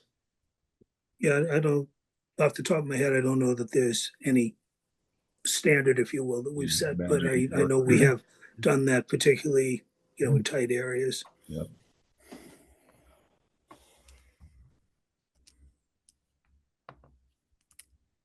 I know Steve Boulay has a thought on that, if, that's something we should be consider requiring here or whatever. Yeah, and that's generally something we would recommend in this situation, be added to the O&M plan, like Deb said, to truck it off site. Again, there's no standard for it, so it's really, it's kind of, you're giving it the eye test. Just looking at this, it doesn't look like there's enough, so it's Okay. likely that they're gonna have to do it in bigger storm events. So Thank you. that would be this potentially a form of a condition Yeah. that they provide that.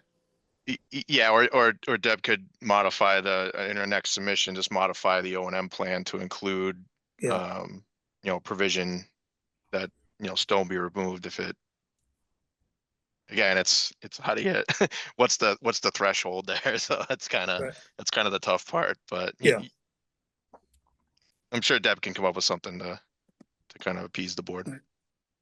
Which reminds me, before I forget, Steve Boulay, after we get through these tonight or at some point before our next meeting, if you could consolidate for the board basically a list of, still outstanding matters. I mean, this is all pretty dense, in terms of the volume of paper and the topics. So if, Yep. The outstanding matters, so that we're working with a constantly refined set of items in front of us, and also, as we get to it, proposed conditions, things that you would find or believe that we should be including in any comprehensive permit. That would be helpful for us in our Yes, absolutely. decision-making process. Thank you. Yeah, not to dwell on the snow here, but I know we're gonna get to wetlands. Is there any concern about the encouragement of plowing it that close to the wetlands? I'm particularly looking between 12A and 13, if there's down the bottom of the plan, if there's a ton of salt in there or. Yeah, I mean, sometimes Concom, they'll not allow it in their buffer zone. It depends town by town, but Yeah. that likely will come up during, the Wetland Protection Act, the NOI during that process. So good point. That's something that might want to be looked at a little closer. Yeah, we didn't propose anything down here. Somewhat for that reason, trying to keep those areas so that right here we have a retaining wall, so this won't flow directly into the wetland. Here, like you mentioned, it could. So we're trying to avoid direct. Again, like here, we're putting it on the opposite side of the driveway, not over on the wetland side. So trying to be cognizant of the site constraints with respect to snow storage and locations in the wetlands Yeah, so themselves. there's also a place like across from unit 1, like across the street. Mhm. It looks like it's proposed snow storage, so that's like within the 50, is it? Yeah. 50 No, that's just a label. So it's pointing to this. There's no snow storage over here. This Oh, is the rain garden, the I'm hatch looking- for the rain garden. I'm looking at C3, sheet C31. Is that sheet? Yep. Oh, on this one that has, it says proposed snow storage on mine. Oh, yeah, see, right up. Here? Yeah, That's the leader. We're running out of space for notes. So it's pointing to these Oh, hatch gotcha. areas. oh, gotcha, Yeah. okay. Yep. I think Sorry one other, about that. sorry, Deb, one other note, either having some signage or, especially with the wet basin and then that rain garden, not to directly put Right. snow in those as well. Yeah. Because in reality, they're gonna want to plow it, in those areas. So I guess if you're gonna be putting signage at the end of the driveways, potentially adding some at those locations as well. Okay. Yeah, I do believe that's noted in the O&M, but signage is probably a good thing too. Yeah, I mean, anything in the field, because, if a storm happens at midnight, whoever's driving those plow trucks, they're not gonna have the O&M or even They're have not any going to be idea. flipping through. Yeah, so Very true. anything tactile that they can see in the field would be best. Sure.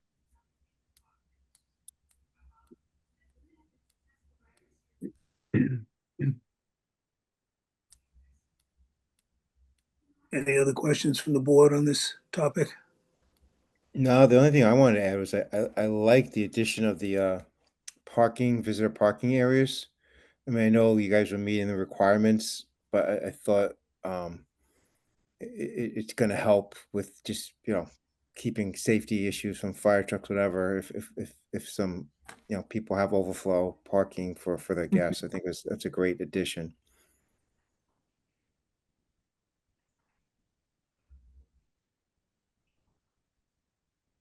Okay. I Yeah. think what we should do is move on to the review of the wetlands items. We do have Deb Barrow who can comment or question as necessary or not.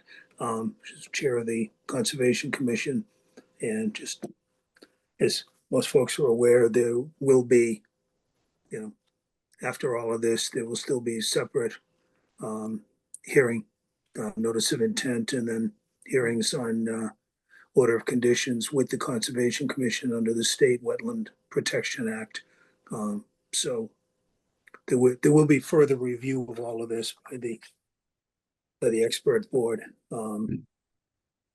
if and when the comprehensive permit is approved. Sure, And then, so then, going, then after we go through the wetlands, then we'll open it up somewhat briefly for any questions or comments from the attendees. So Deb Barrow, I don't know whether, I know you would prefer to stay as an attendee, but I'm wondering if, rather than back and forth, given the hour, if you want to just sit in on this discussion so that you can freely participate as necessary, and if you don't say anything, then that's okay too. Is that agreeable? I think that makes sense. Deb, I'm good with it. I don't, Deb Barrow. yes, yes. She'll be rejoining us as a panelist and she can let us know. Good.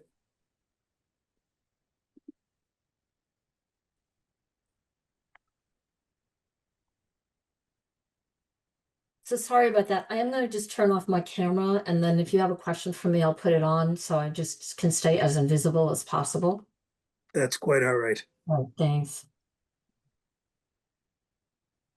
Thank you. Okay. No, and thank you for doing it. I know you, because just for clarity, Deb obviously is chair of the Conservation Commission and would have, Deb Barrow would have some reasonable input in this portion of the discussion. So rather than bouncing back and forth, makes sense to have her as a panelist, but she's not a panelist in the sense of a, member of this board. That being said, all right, let's go. Okay, okay. All So right. again, starting with the wetlands letter from Tetra Tech dated, updated August 8th. Actually, I think this might be fairly quick. I might defer to Steve if he has any other items, but as we reviewed this review letter, it looks like we have resolved all of the comments. I'm trying to see if there is a few that they recommend a condition for, which is to provide plant quantities on the landscape plan as a condition. And Yeah, and this is understanding that the crossing, the wetland crossing for the reserve area is gonna certainly be reviewed in detail during the NOI process. There wasn't really anything additional on the local side that we saw. But I'm sure Deb Barrow could step in and let me know if we missed anything, but for the most part, most of those items were resolved. I can, in the revised plans that we did resubmit, we did look into further detail on the wetland crossing and identified that crossing to make sure that we do not inhibit any hydraulic flow through the wetland, but also still allowing for access up into the northerly upland area that we have. We tried as minimal, small width as possible, so the gravel drive is only 12 feet wide. We're proposing a 5-foot wide, 2-foot high bottomless arch culvert to allow continue to flow through. There is, if you walk through the wetlands, you can see that path, so that seemed appropriate for that crossing. So we're looking at approximately 466 square feet of wetland impact, of which we're proposing an area here where my mouse is, or my hand is, of a 2-to-1 ratio for 938 square feet, so that we're staying close to the crossing, hydraulically within the same wetland area.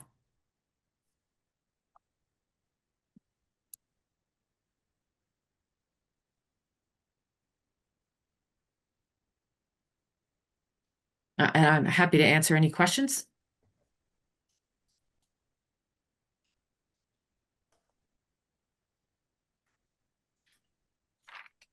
And the wetlands crossing that's to the reserve or backup septic system area. That is correct.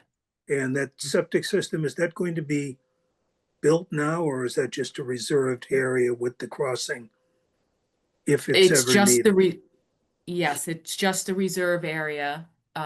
We have looked at this and sized this, confirmed the location from a design perspective, but it is intended not to be built.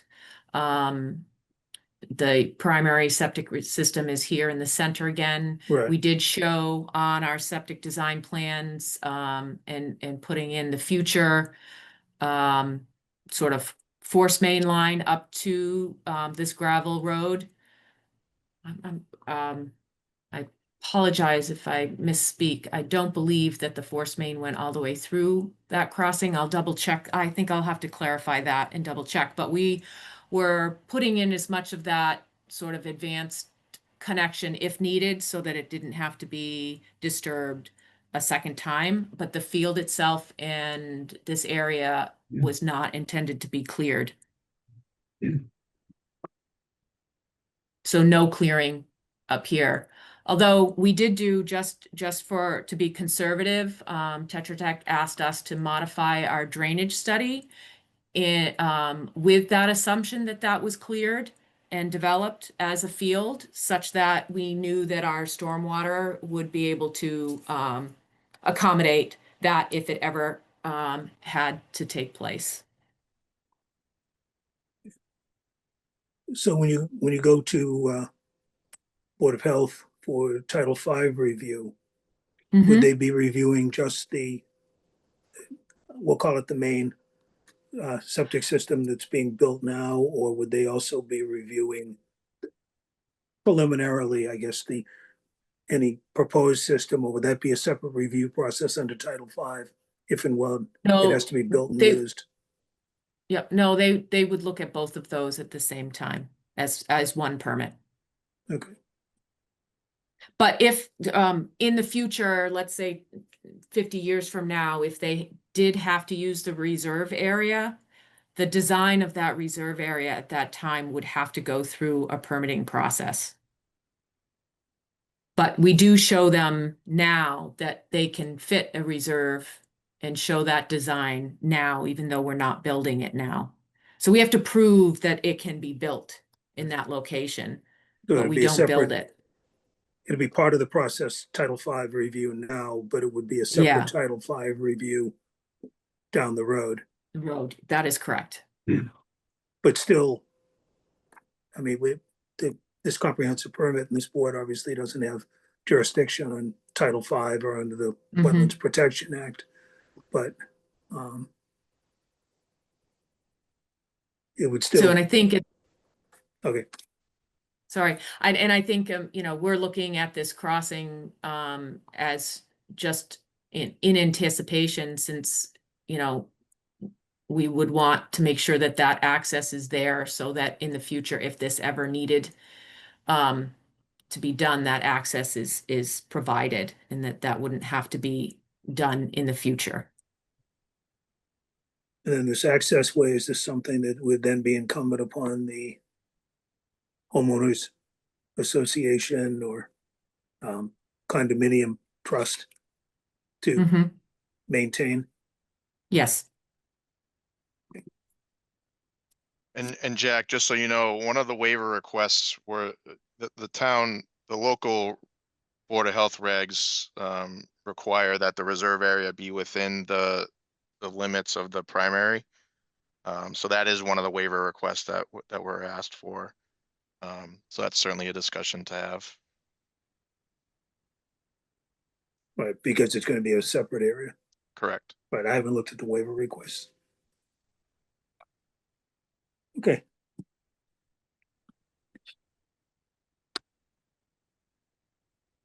Any other questions on the wetlands update? Deborah Barrow, do you have any comments or questions?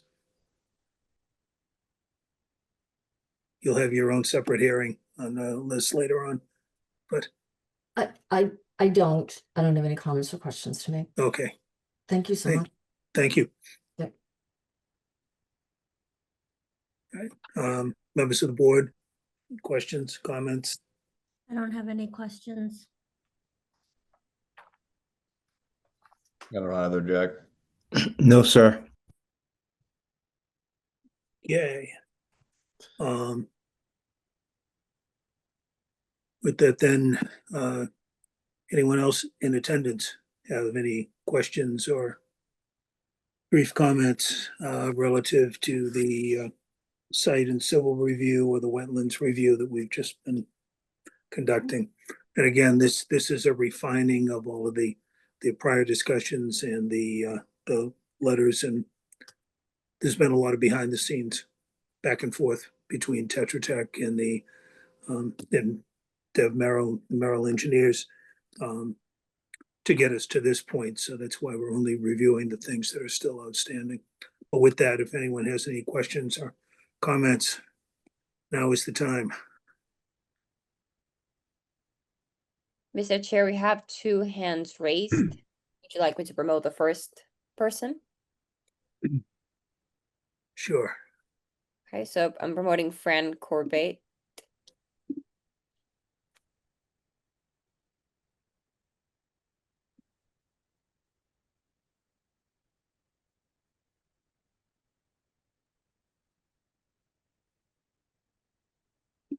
Sorry, I had to unmute. Can you hear me? We can hear you. Great, thank you. Fran Corbett again from 92 Plain Street, and a few questions on a couple of different topics, and not all of them have been referenced tonight, but and then so if they're off topic or off limits, let me know. First, one of the pages in the site plan dealt with the water main, the 8-inch water main going from Plain Street up through the property, et cetera. With an 8-inch water main hooking up to an 8-inch town water main, has any analysis been done regarding, the supply and capacity that is available? And in particular, has any analysis been done on what that impact will be to water customers and hydrants beyond the development? Because I'm a math guy, an 8-inch pipe hooked up to an 8-inch pipe would seem to me to take a lot of the capacity of that 8-inch town water main.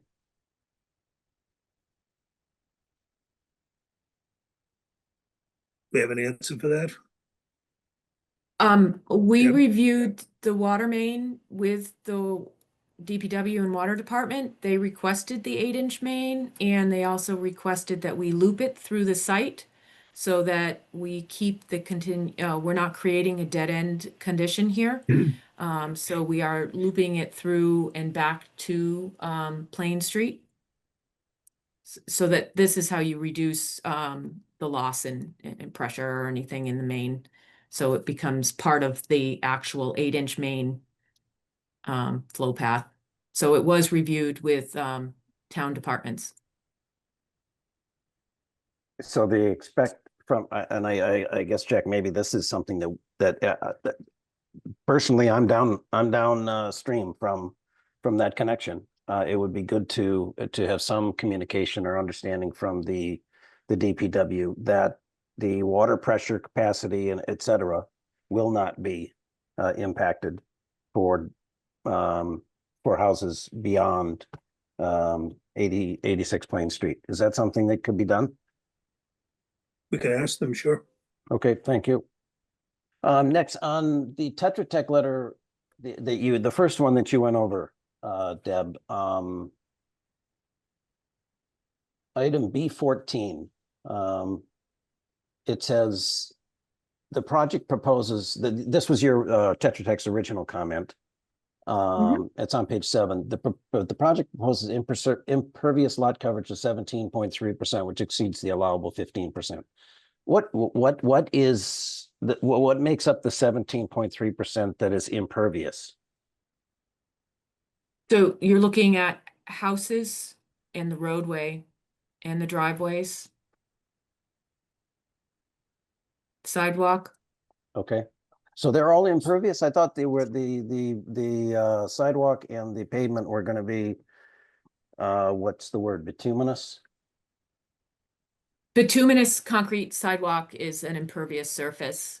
So the the ends of the two shared driveways and the visitor parking, we would consider as a pervious surface because we're allowing that grass to grow, so groundwater can infiltrate through that surface. A bituminous asphalt sidewalk and bituminous driveway is considered impervious surfaces. Should that not then be eliminated as credit facility on the on Title V? So shouldn't the available acreage subtract that in order to come up with the capacity of the septic? It's nothing to do with it. I Not don't related to believe septic. that comes into the calculation for lot area with respect to the Title V requirements. It's just Okay. lot area. Okay. I'm not gonna Lot take area any Well, no, time. and the other thing too is we don't have any jurisdiction over the Title V, so it's really not an issue here. That's something that, if it becomes an issue, can be brought up in the Title V process with Board of Health. Okay, that's fine. I'll leave it for that. The will the I'm not even gonna try to say the word again, but the driveways that are I guess the bituminous, is it are those gonna require maintenance to maintain the, because bituminous, it means that water can infiltrate. Is that not what is It's supposed to be on? impervious. These are Impervious. totally impervious driveways. Okay, all right. Yeah. Then one last comment. The wetlands letter, the second letter, I didn't read the whole thing as we're going through this here, but does it reference at all the 50 and 100-foot? And I guess this is a question all for Steve Boulay from Tetra Tech. Does it reference the 50 and 100-foot buffer zones for the wetlands that are clearly violated, for lack of a better word? And I'm sorry, I don't have a better word, but obviously they're violated throughout the property. Is that not something that should be addressed?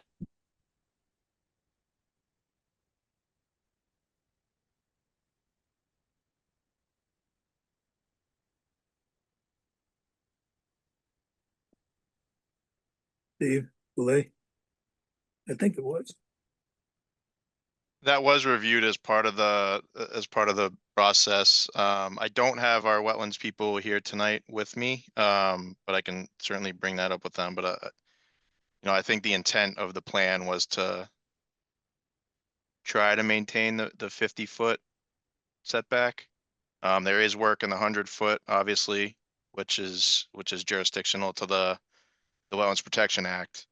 But locally, I believe, Deb, if you could refresh my memory, I thought you were trying to stay out of the 50 No. or We 25. do It was 25. 25. We're trying, we looked at this project and knowing a 40B, from a local standpoint, 50-foot buffer was going to be difficult. So we said we were trying to abide by a 25-foot setback, with the exception of along the entry driveway where the existing driveway is tucked up close. We're holding that existing edge as well as the wetland crossing. But in general, our standard setback is, the goal was 25. I'm trying to look. Obviously, the rain guard, this whole end here, we're very close. But with BMPs, the impervious surface, the goal was to maintain the existing pavement edge. And then as you come up, all our buildings are between, I think the closest here is we have 26 feet to this area. We have 26 over on this area. We're outside the 50 all through here, except for the wetland crossing. And then as you come up into here, where, where the stone, the retaining wall sort of straddles that 50-foot, we encroach it slightly here, we're at 29.8. So we looked on average to try to stay within outside the 25-foot setback, which is not a local setback, but that was something that we set as a project goal. And that was the 50, work within the 50 was a waiver request? Yes. Yes. So then that will be dealt with in the decision. Okay, then just one last general comment, Jack, that there's been a lot of comments throughout all of these meetings where the homeowners association or the condo board, whatever that turns out to be, are going to have a significant number of responsibilities that they'll be held accountable for when the developer is long gone. And I think it would be very helpful and very meaningful and informative to begin to compile a list of the responsibilities that this homeowners association is going to have to assume. And I'll stop there. I think it would be a very good idea to start to compile that. Okay. Thank you. All right, that's it for me. Thank you. You're welcome. Great. The next person is Rosalind Deslets. My money's on Bobby. Yes, or Bobby, yes.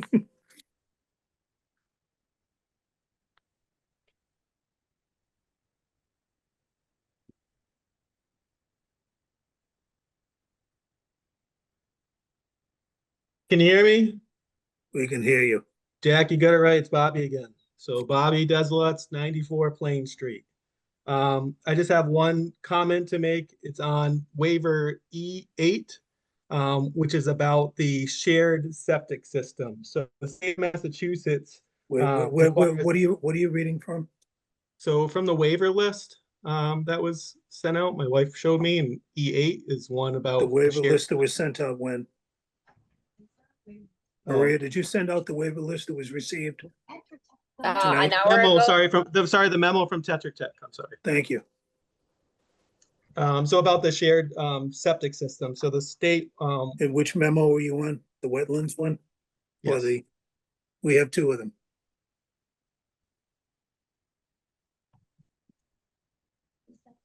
The septic one. That's from the site civil, Jack. Must be on the site civil, yeah. All right, I'm sorry, Bobby, we're on E8. Yep. Okay. So that's just it's a big waiver. The state of Massachusetts wants to see individual septic systems for single dwelling homes. So this waivers, kind of going over that. The reason for that requirement is, I believe, because of environmental concerns. They usually will only provide waivers based on lot conditions, which this is the opposite of a lot condition where this waiver would be granted. The main reasons why, like a shared septic system, especially in this lot where it's surrounded by wetlands and on two sides by conservation land, if those homeowners are, flushing things down the toilet that they shouldn't be, and this all backs up, it's going to have a huge environmental impact to all that area that surrounds it. And, once these houses are built, no one's going to be monitoring that. You can see the length of distance that septic system is away from the homes. This is a really, really huge environmental concern for the area and the impact that it could possibly have. The board should be asking that the applicant, put in a plan where there's homes with individual septic tanks to have the least amount of impact on the wetlands and the conservation land that's around there. We should not be allowing a system for 24 homes with a shared system with wetlands and conservation land around it. The state wouldn't allow it. Thank you.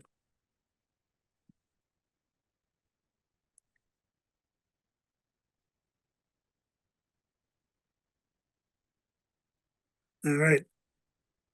Great. The next person is Michael Weiner.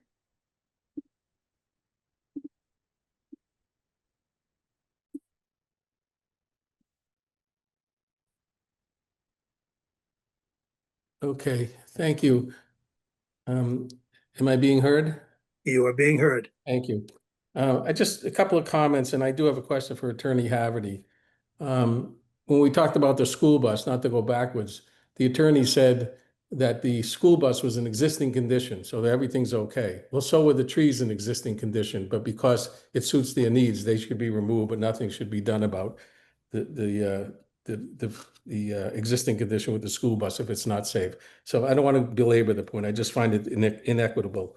So when this conversation began, the engineer from Merrill brought up something about a zone 2, Medfield was a zone 2, and Walpole was something other than that because I believe it had an aquifer. Okay, is that an accurate statement or close enough that there's a difference between the two parcels? And that the aquifer, Walpole's aquifer, would have different requirements than Medfield's, which doesn't have one? So that's a question. Deb, can you address that? Sure. So what I was stating is that if you look at the Medfield zoning map, it shows your well location, or what they call overlay districts, well protection district, primary aquifer zone, secondary aquifer zone, which are all overlay districts that are associated with wells located within the town of Medfield. And what I was saying is this property is not located within any of those overlay districts. What we are Right. located in is a zone 2 district, if you want to call it that. It's a zone, Title 5 zone 2, but it's associated with wells that are located in Walpole. Right. So my question to Attorney Haverty is, does the town of Walpole have standing about this development? And does it create a hazard for their existing aquifers? And that's a question. Mr. Well, Chairman, you address through that, because you. I was thinking the same thing before. So. Certainly. There have been circumstances where abutting towns have either filed their own litigation or have moved to intervene in Housing Appeals Committee litigation, and they have been found to have standing to take those appeals. So, you know, I can't speak specifically as to whether Walpole will or will not have standing in this instance, but it is something that is potentially viable, yes. And does the town of Medfield have any obligation to inform the town of Walpole, or is it being informed of the details of this project? The town of Medfield does not have an obligation to inform the town of Walpole about this project. To the extent that there is an issue with regard to zone 2, that's state law, and is not something that is covered, and the board can't either grant approvals or waivers as part of this process, because again, you don't have any jurisdiction over state law issues. So the town of Walpole would have to independently bring their objection? If they feel that there is some violation of the zone 2 requirements, yes. Right. Okay, thank you. Welcome. And Chairman, one last thing. I drafted a letter yesterday. I know it's very short notice, and I don't know if you've had a chance to read my letter dated August 12th. And I'm not going to go into it unless you have had a chance to read it. So have you? Well, I've seen it. I did read through it. That basically everything in the letter relates to the Wetlands Protection Act, which is again state law over which we have no jurisdiction. So we received in that letter, we acknowledge that. That's something that could be brought up in the proceedings with the Conservation Commission. Okay, understood. And is that letter made available to the Conservation Commission by you, or do I have to send it to them? Maria, I think maybe, I don't know, Maria could tell you whether that was forwarded to them or not. I forwarded the letter to the Conservation Commission Chair as an FYI. They currently don't have this project in front of an open hearing. I would recommend that you share your concerns once the Conservation Commission has opened the hearing for this project. But if Chair Barrow feels differently, she can let us know. That's just my Okay. recommendation. Thank you. Thank you.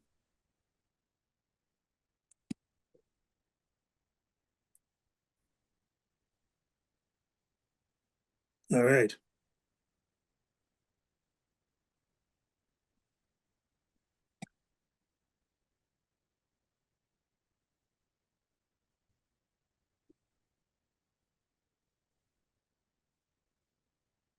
Where did everybody go?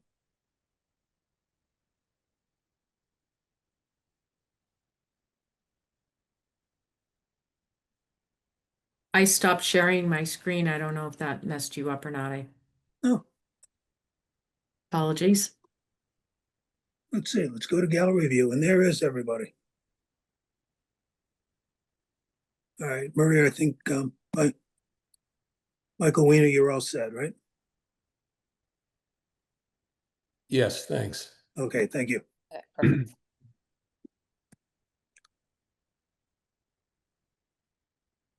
All right. Thank you all. I think we've covered a lot tonight. Inching forward. Board members, any other questions or comments? So about ready to move forward to next hearing.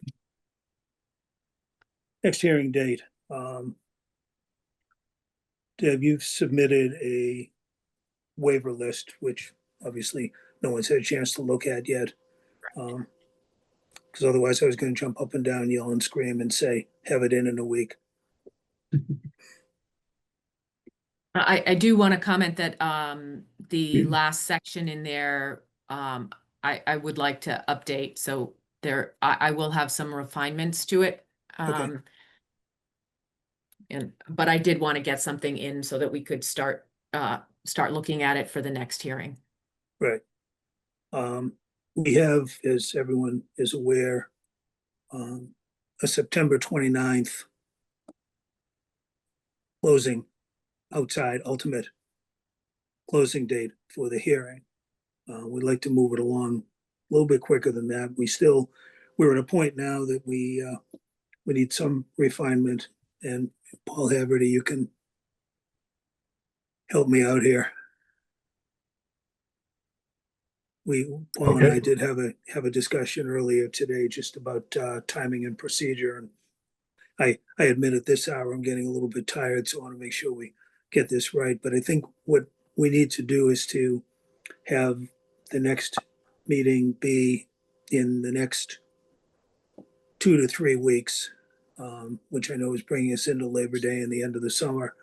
But the purpose of the next meeting would be basically we would have hopefully proposed final waivers on all issues. I know we have some of them, and if you can get those updates done sooner rather than later, to maybe Yes, target a week or so, or certainly by the definitely. end of next week. Because I don't know if we're going to find an available week or an available date the week of August 25th, just with the board members. But we'll talk about that in a minute.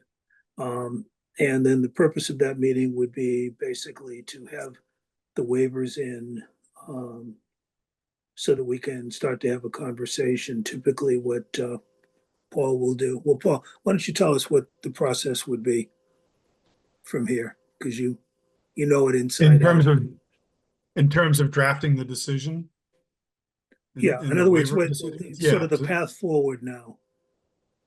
Sure. So generally what this board has done, and what I always recommend, is that a draft decision be prepared in advance of the close of the public hearing. So that gives the board the opportunity to actually have a discussion while the hearing is still open. And it can get feedback both from the applicant and from the neighborhood. If there are any specific concerns or issues with regard to the draft decision. The board obviously is not under any obligation to adopt anything in this draft decision. What it will do is it'll review all of the proposed conditions. It'll review all of the proposed waiver decisions, and then it will determine whether or not to accept those or to reject those. And it could be, a combination of both. You could accept the majority of the conditions and waiver decisions, but only reject a few of them. Or you could look at, the proposed decision, which would, presumptively be an approval with conditions. You could look at that and say, we don't agree with this. We think this is something that should be denied, in which case you would reject the entire decision. So the fact that we're drafting a decision as an approval with conditions isn't definitive. It's just a starting point. And it's something that's helpful, again, to do while the public hearing is still open so you can get feedback. But because if we close the public hearing, then we're just basically deliberating ourselves with. If we have a Correct. At question, that there's point, no you one to can't ask. you can't take any more testimony from the applicant, from the neighborhood. You can't listen to questions or concerns as it relates to any proposed decision. And again, the deadline for closing the public hearing is based upon the 180-day period that's contained in the regulations. Once you close the public hearing, you have 40 days to deliberate and then render your decision. Once you take a vote, that's what's considered to be rendering the decision. You have 14 days to file the decision with the town clerk's office. But again, once you close the public hearing, that means you don't get any more input from any sources.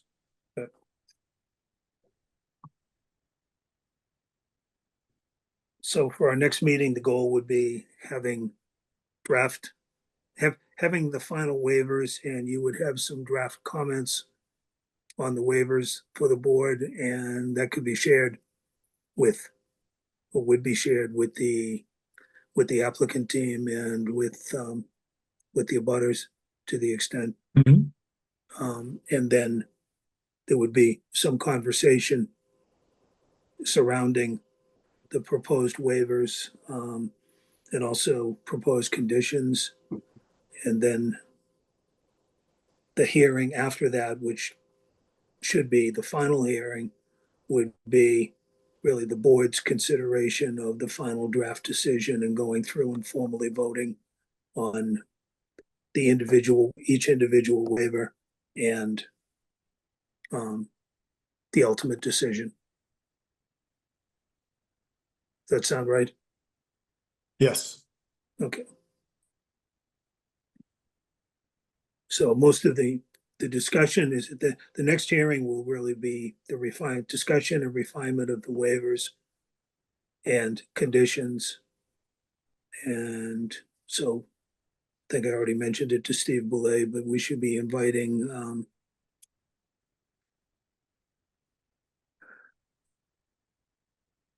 a list of conditions from Tetra Tech, and also the board members be reviewing everything that's before us and suggested conditions so that we have those to talk about, right?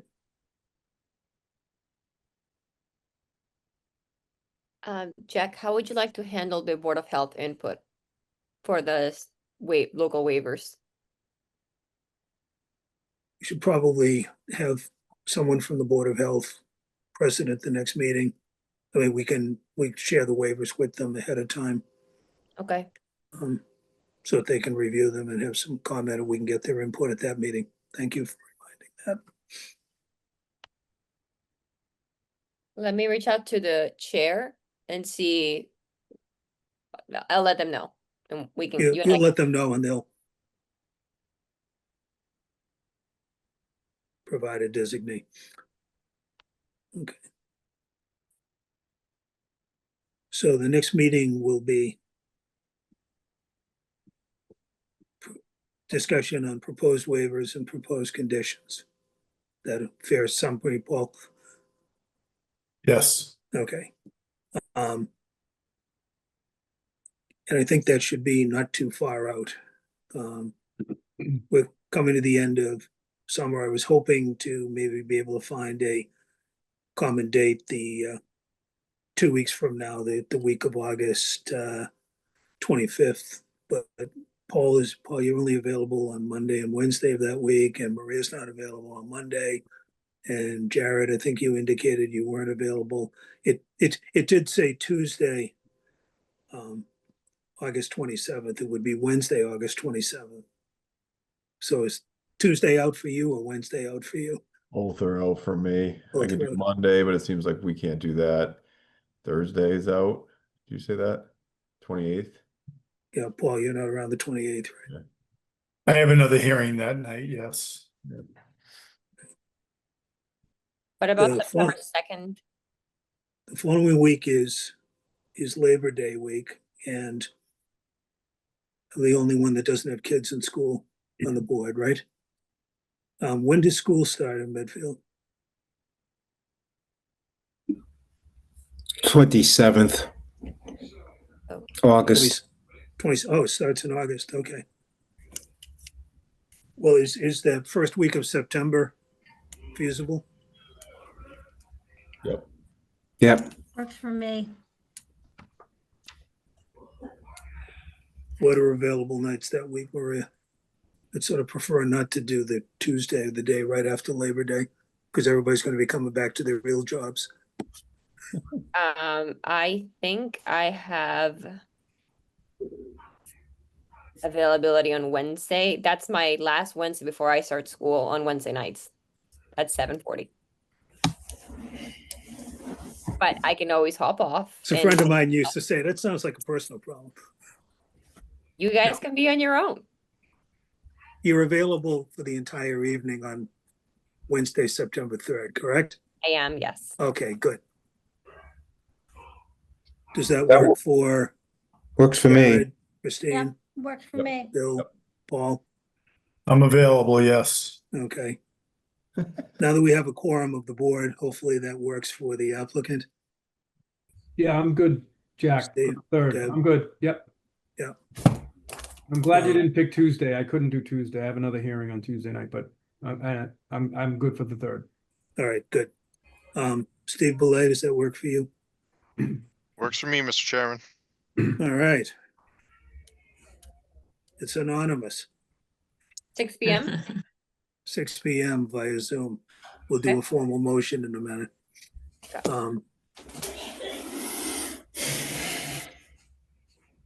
There anything else to be discussed tonight? Okay. There Just appearing meeting to minutes, but the that's what? for us. Just meeting minutes for us later. Okay, we can do that after we not adjourn, but continue the hearing, right, Paul? Correct. All right. Do we have a motion to continue the hearing? I got it, Jared. Jared Gustafson making a motion to continue the hearing to Wednesday, September 3rd at 6 p.m. via Zoom. Christine Barton seconds. All in favor by roll call, please. Jared, Jared Gustafson, aye. Christine Barton, aye. Jack McNicholas, aye. So the hearing is continued to Wednesday, September 3rd at 6 p.m. And the topics will be the review of the proposed waiver, review and discussion of the proposed waivers and conditions leading toward a draft decision that we can then work with at the subsequent hearing that we will schedule on September 3rd. That's great, Jack. Thank you very much, everyone. All right, Time thank tonight. you. Thank you. All righty, Thank you. Good night, everyone. good night. Good night. Board members, stick around. Minutes from the July 14th meeting. I didn't have any comment. They're really not detailed enough, Maria. I can double the length, Jack. Don't even try. I have 37 comments on them. Yeah. It's your dinner time, Bill. So I'm dying here. No, I'm good with them. I just have a formatting issue, and maybe it's just on my end. The first page, it mentions the who was present, and then I'm seeing some weird formatting. Does anyone else see that, or is that just me on my end? Must be you, but I have a printed version. Okay. when I save it from the doc and send it as a Word document, the formatting all shifts. And that happens every time. I can double check. I upload them as PDFs, so Sure. I'll make sure that's fine. Yeah, you would notice it on the first page. Other than that, I didn't have any issues. Okay. Good. You want a Motion, Yeah. motion to approve the minutes? Jared Gustafson making a motion to approve the minutes of July 14th, 2025. Jean Barton seconds. Okay, all in favor by roll call, Jared? Jared Gustafson, aye. Christine Barton, aye. Jack McNicholas, aye. The minutes of July 14th are approved. Great, thank you. Thank you. All right.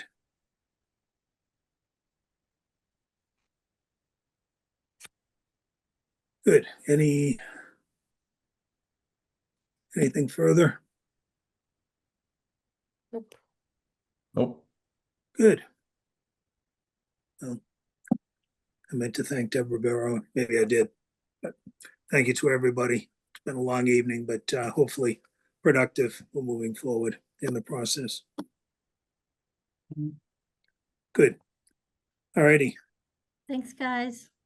We need Thanks, a everybody. motion. We need a motion Oh, to yeah. adjourn the meeting. Jared Gustafson making a motion to adjourn the meeting. Christine Barton seconds.